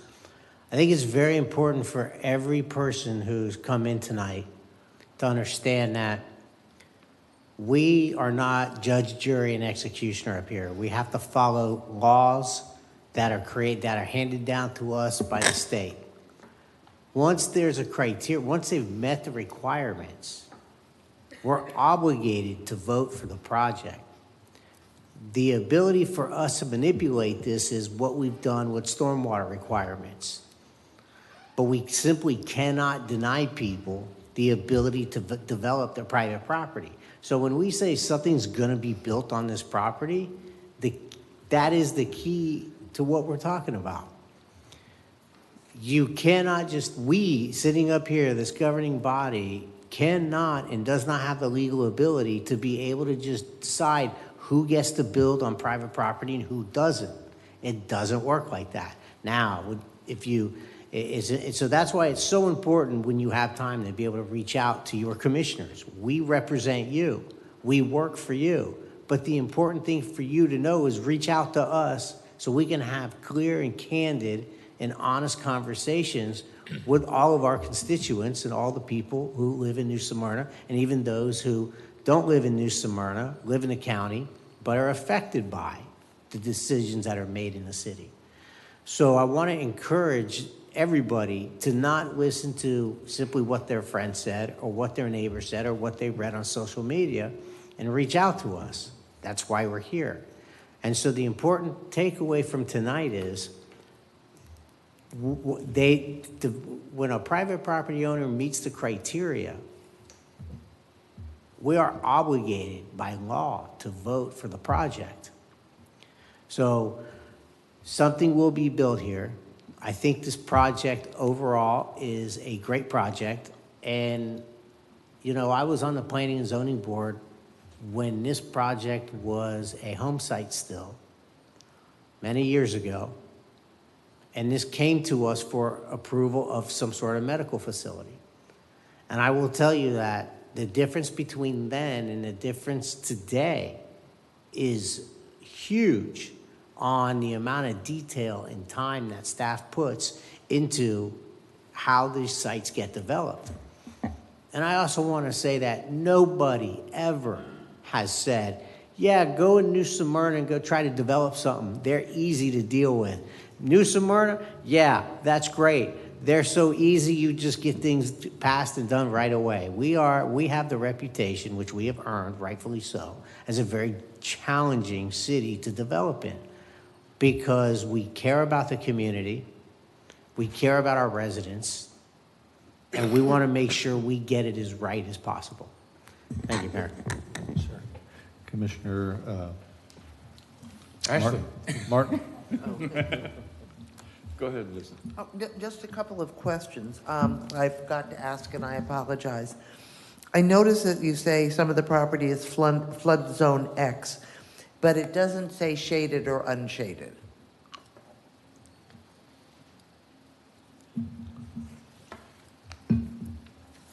So basically, you have land that either falls within the 100-year floodplain or does not. So the majority of this property, I believe, falls in the shaded zone, which is outside of the 100-year flood elevation. Yeah, no, I just know there's two different definitions for flood zone X. Okay, so you think it's shaded? It is not within the 100-year floodplain portion. There's different designations. Okay. But that's the regulatory floodplain that typically all the ordinances attached to. And the other question I have is that as I read the maps, there are 5 parcels on here, and the 2 most southern parcels have a future land use and are currently R2, residential, low-density residential. Would this agreement change the future land use as well as the zoning for those southern 2 parcels? Joey Posey. As to the zoning, I can't remember if this was in the PD, so no. So, yeah, the zoning's PUD to Right. PUD. The land use would stay the same. For the top 3 parcels are that State Road 44 PUD, which per our comp plan has to be a Right. PUD. The back 2 are the low-density residential, which they've designed the site in order to accommodate Correct. that land use. That's correct. So those low-density residential parcels, which functionally are surrounded by residents, Right. The residentially entitled Would- property has no building or any residences, I guess is another way to no, look it's at just it. they're in a U shape around it, around those 2 southern parcels. But they would functionally become a commercial PUD rather than... No.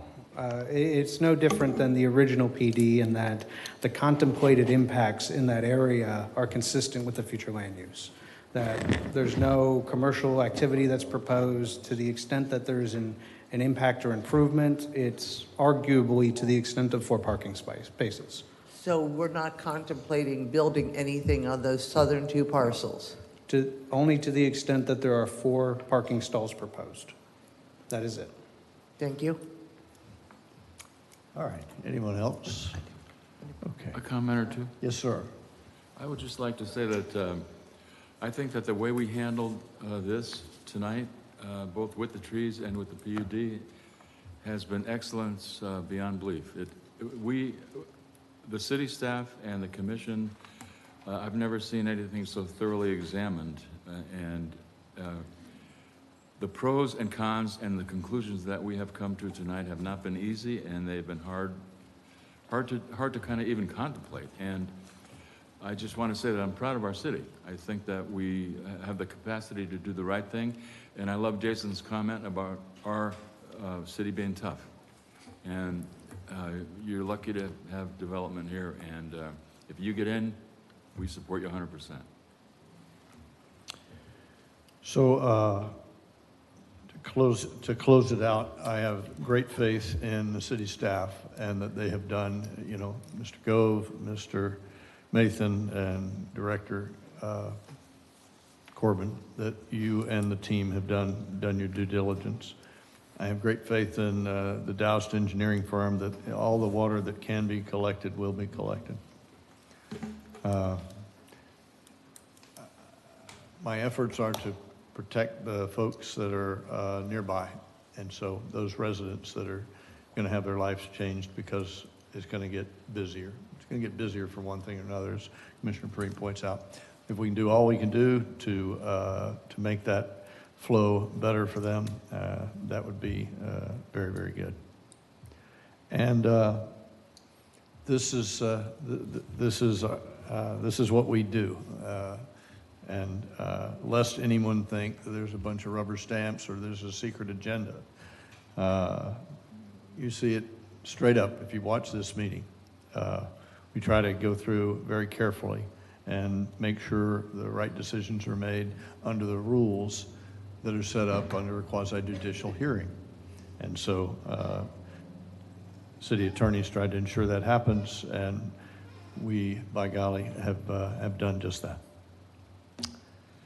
Is there a motion to adopt ordinance number 3925? I'll make that motion. So a motion Second. and a second. Madam City Clerk, please call a roll. Commissioner Perrine? Yeah, Yes. One second. We've talked some up here about site plan returning to or to City Commission. I'm sorry, come out. There's some clarification that needs to be had as to whether it was stipulated to or should be part of the motion. Clarify. Well, and to the extent that I stipulated to Commissioner Perrine's comment, then that's where I left it, and then I left it to the commission as a body to decide beyond that what was appropriate. And I just wanted to point out that, again, trying to do the right thing. I probably speaking out of turn, but that was what was represented to you guys by me, so I at least want to put that on the record. The site plan returning? Tell me exactly what you're stipulating to. To the extent that Commissioner Perrine had stipulated to the bonding, that was something that was explicitly mentioned. To the extent any other condition beyond that, that isn't otherwise a staff condition or an agreed upon planning board condition, and it isn't voluntarily stipulated to, which would be the stormwater, I left it to the body to decide. Okay, so the stipulation is for the stormwater bond. Anything else you all would have to include in your motion? Interesting. Okay, very good. So, Val, you made the motion. Any changes? No, I would just like help with stating that motion, or do as stated. So as presented would be staff's recommendation with the planning and zoning boards with the bond. It's up to the commission to decide if they want to require the site plan to return to the commission or not. The motion on the floor is as is with the bond. So let's pause there and have that discussion. What's the will of the body here? We had Commissioner Martin say, hey, can you bring it back to us, the site plan, versus what the classic would be under this size development. It would just be staff, it would go to our staff. And so do you want to have it come here?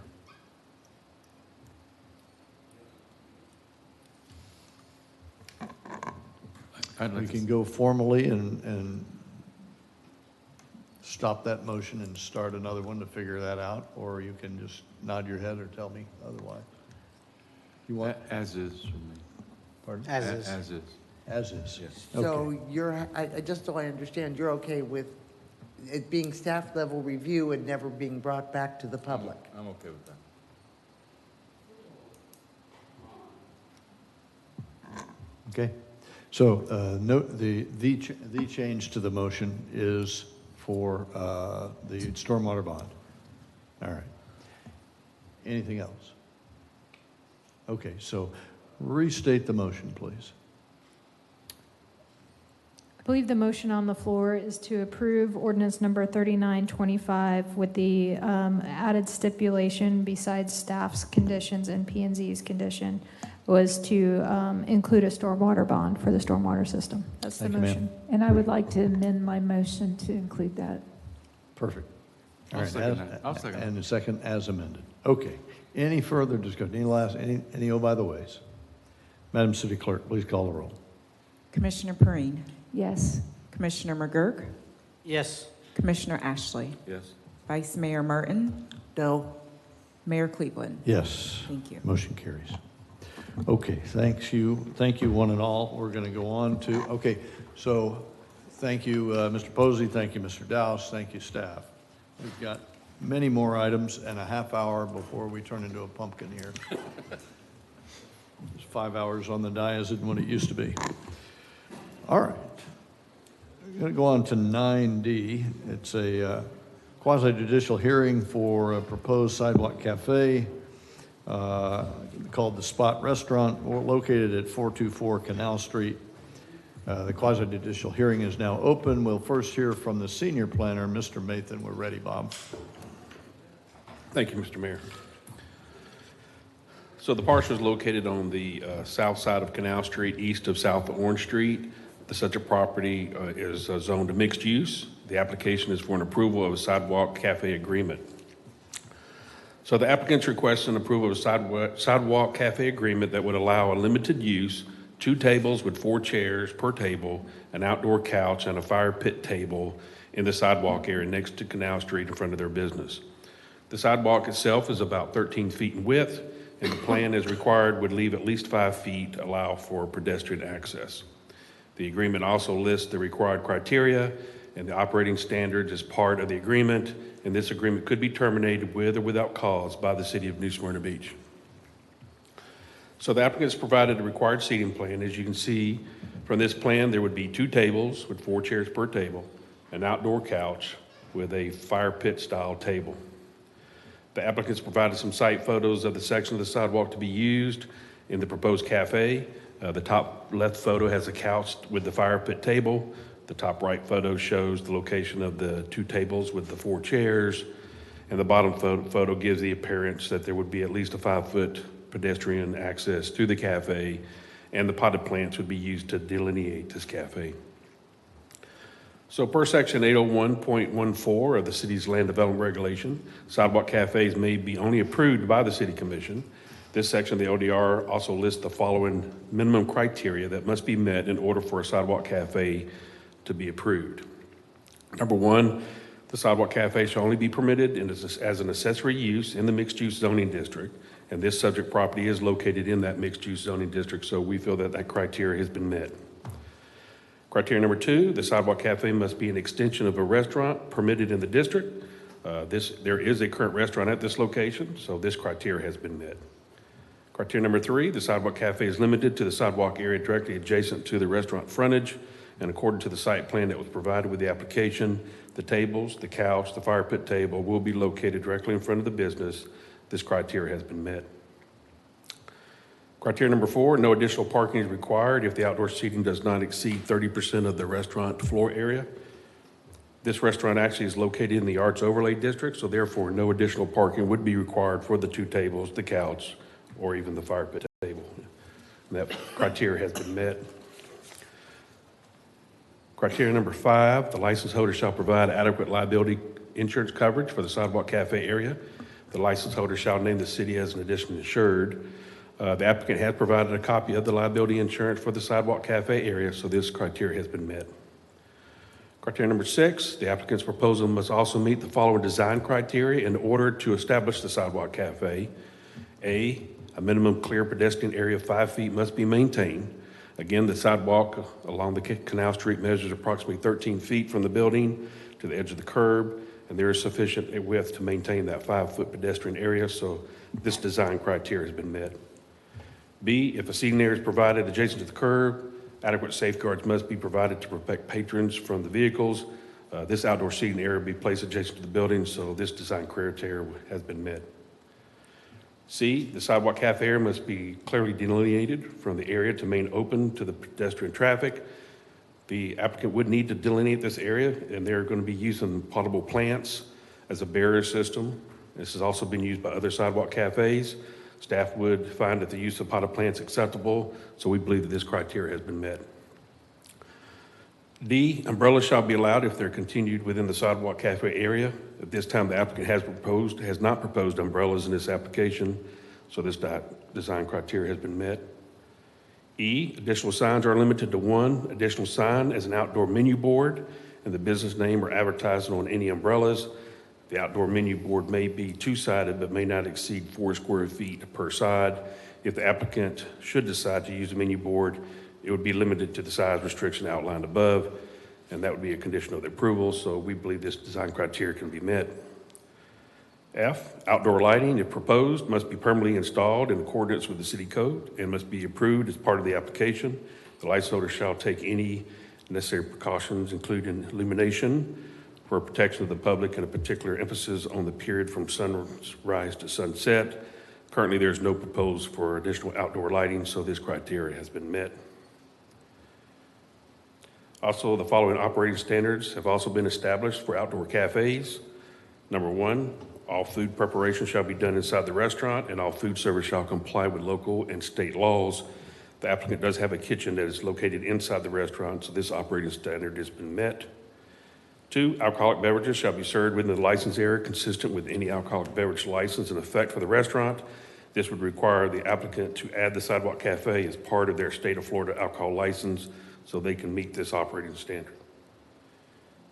Number 3, the hours of operation for the Sidewalk Cafe cannot exceed the operating hours of the business. The applicant has not requested any extended hours for operation for this Sidewalk Cafe, so we believe that this criteria has also been met. Number 4, tables, chairs, and other furniture shall be brought inside when the Sidewalk Cafe is not in operation.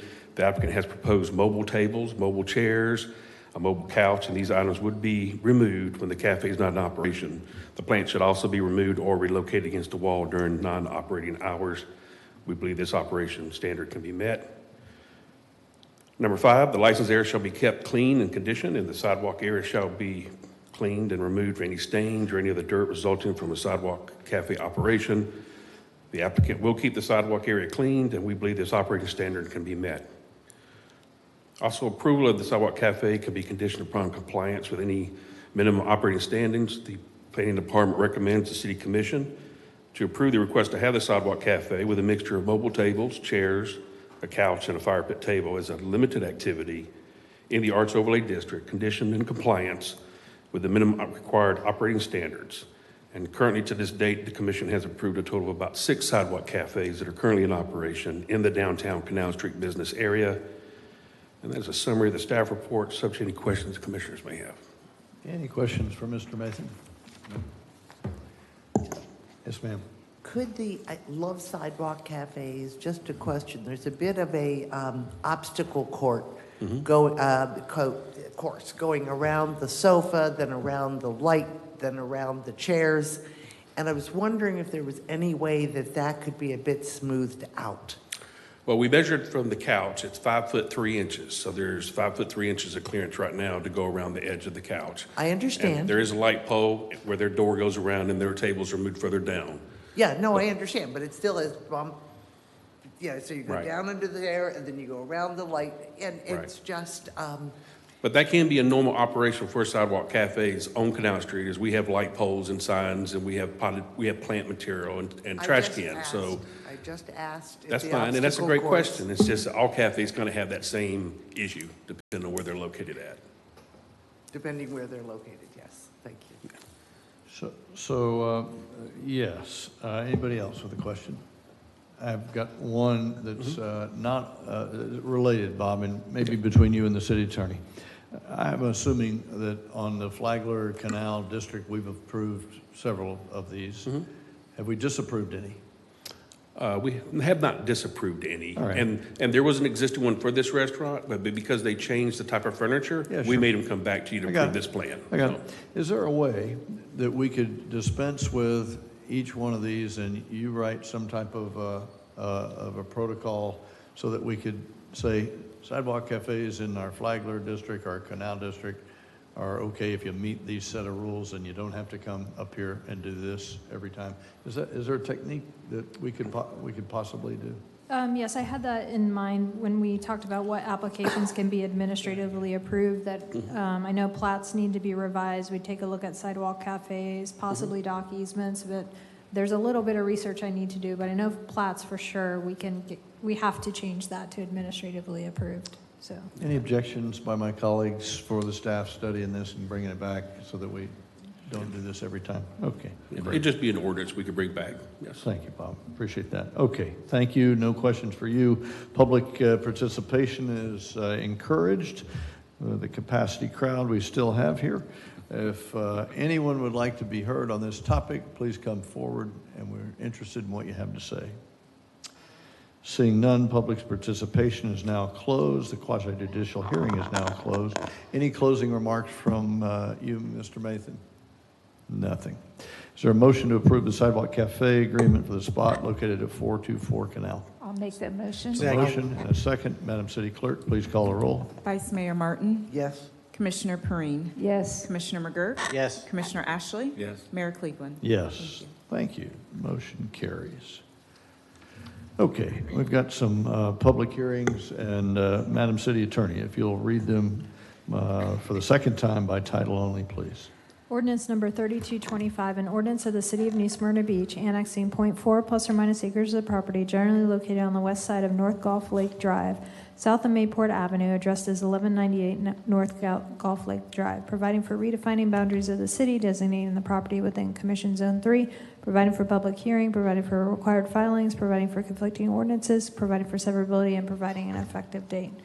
Ordinance number 3325, an ordinance of the City of New Smyrna Beach amending the comprehensive plan, changing the future land use designation of .4 plus or minus acres of property generally located on the west side of North Gulf Lake Drive, south of Mayport Avenue, addressed as 1198 North Gulf Lake Drive, from Volusia County Rural to City Rural, providing for amendment of the associated comprehensive plan maps to show the area incorporated into the city, providing for public hearing, providing for conflicting ordinances, and providing an effective date. Ordinance number 3425, an ordinance of the City of New Smyrna Beach rezoning .4 plus or minus acres of property generally located on the west side of North Gulf Lake Drive, south of Mayport Avenue, addressed as 1198 North Gulf Lake Drive, from Volusia County A3A Transitional Agriculture Airport Overlay to City A3A Transitional Agriculture Airport Overlay Zoning District, providing for conflicting ordinances, providing for severability, and providing an effective date. Thank you, ma'am. Appreciate that. Mr. Mathan, we're ready for your report, sir. Yes, sir. I apologize. My fans look like they've already left. So the property owners have requested a voluntary annexation, a small-scale comprehensive plan amendment, and a rezoning from Volusia County Future Land Use Category of Rural and a Volusia County zoning designation of A3 Transitional Agriculture with an A attached for the Airport Height Notification Zone to a comparable city future land use category of rural and a city zoning designation of A3 Transitional Agriculture with an A attached for the Airport Height Notification Zone. So the site contains approximately 0.36 plus or minus acres. It's located on the west side or the west-south side of North Gulf Lake Drive, south of Mayport Avenue. And at the regular scheduled meeting back on May the 5th, 2025, the Planning and Zoning Board voted 6-0 to give a positive recommendation to the City Commission to approve the overall annexation application. Staff also recommends the City Commission to approve the requested annexation, small-scale comprehensive plan amendment changing the future land use to city rural and rezoning to City A3 Transitional Agriculture with an A attached for the Airport Height Notification Zone. And that's a summary of the staff report. Subject to any questions commissioners may have. Any questions for Mr. Mathan? All right, very good. Thank you, Bob. Appreciate that. Public hearing is now open. Any citizens wish to speak on this topic, come forward and you'll be heard. Seeing none, public participation is now closed. We'll consider these separately. Is there a motion to adopt 3225? So moved. Second. Motion and a second. You get that, clerk? Okay. Call the roll, please. Commissioner Perine. Yes. Commissioner McGurk. Yes. Commissioner Ashley. Yes. Vice Mayor Martin. Yes. Mayor Cleveland. Yes, 3225 is adopted. Is there a motion for 3325? So move. A motion? Need a second, please? Second. Second, and thank you. Madam City Clerk, please call the roll. Commissioner McGurk. Yes. Commissioner Ashley. Yes. Vice Mayor Martin. Yes. Commissioner Perine. Yes. Mayor Cleveland. Yes. 3325 has been adopted. Is there a motion to approve 3325? So move. Second. Madam City Clerk, please call the roll. Commissioner McGurk. Yes. Commissioner Ashley. Yes. Commissioner Perine. Yes. Vice Mayor Martin. Yes. Mayor Cleveland. Yes, 3325 is adopted. Is there a motion for 3425? So moved. Second. Wait a minute. I think. Did we just do that? Yes. I thought we did 33. No, the 38 is about the mooring for the dock. Oh, sure enough is. All right. I didn't read 38.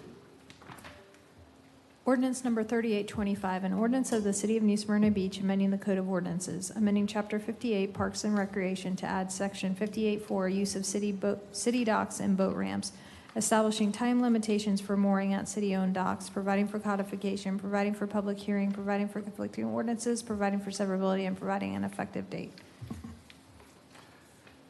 Okay. Chief Kirk, we're interested in your report. I think You want me- Carrie's going to handle the report. I'm just here for any questions. You're here for, okay, good enough. So this ordinance has come about, there's been a significant increase in vessels that have remained moored at city-owned docks for extended durations. It's led to dock congestion, diminished public access, increased maintenance demands, derelict vessels, and it's also obstructed the ability for emergency services and creates hazard in those areas that are intended for transient use. So what this ordinance does is sets time limits so that if somebody is violating, the police have an actual citation to make. So I think we have been practicing it, but this will formalize the practice. Excellent. Any questions? It just gives the police force an ordinance to go out and react to. Have we got it right? Yes, sir. Okay, perfect. Very good. All right. So can I have a motion? Move to approve. Second. There's a motion and a second. Madam City Clerk, please call the roll. Vice Mayor Martin, Yes. Commissioner Perine, Yes. Commissioner McGurk, Yes. Commissioner Ashley, Yes. Mayor Cleveland. Yes, Thank so you. 3825 has been adopted. Very good. All right. I think we're on to first readings. Ordinance number 4025, an ordinance amending the City of New Smyrna Beach Comprehensive Plan, changing the future land use designation of .6 plus or minus acres of property located at the southeast corner of West 7th Street and South Myrtle Avenue from city industrial mixed use to city industrial, providing for amendment of the associated comprehensive plan maps, providing for public hearings, providing for conflicting ordinances, and providing an effective date. Second reading and public hearing will be August 12th, 2025. Ordinance number 4525. An ordinance of the City of New Smyrna Beach amending the land development regulations, amending Article 5 zoning districts 504 district regulations and requirements to add Section 50401S, prohibiting the advertisement of any use not permitted in the zoning district, providing for codification, providing for public hearings, providing for conflicting ordinances, providing for severability, and providing an effective date. Second reading and public hearing will be August 12th, 2025. Thank you, ma'am. Appreciate that.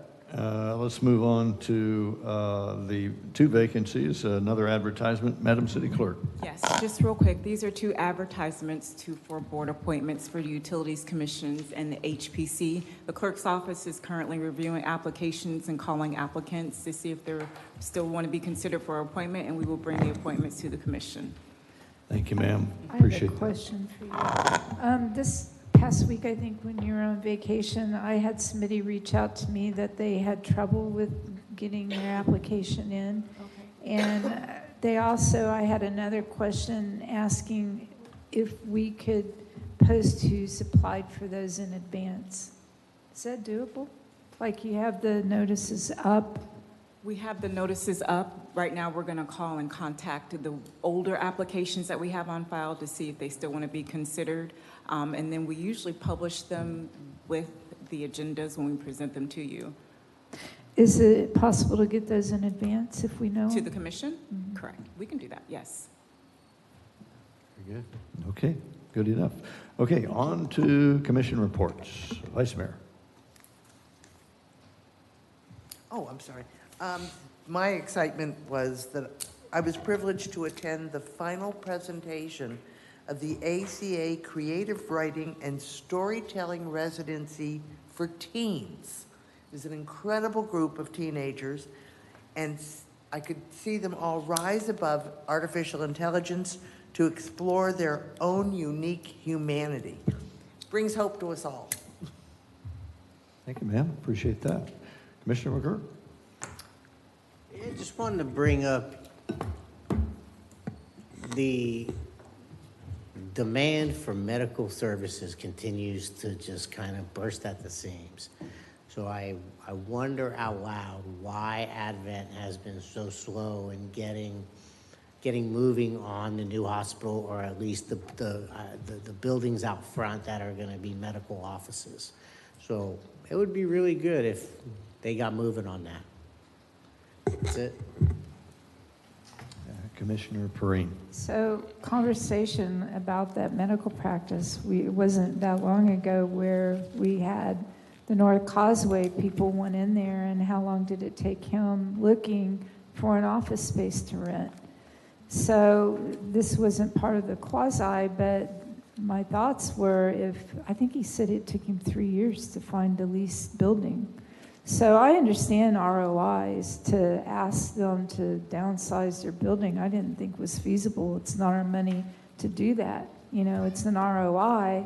They have to be able to do that. There's a huge need in this community for office space.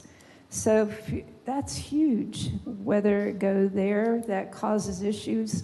We didn't have proof that that would cause issues. It could cause issues regardless of what may happen with flooding or not happen.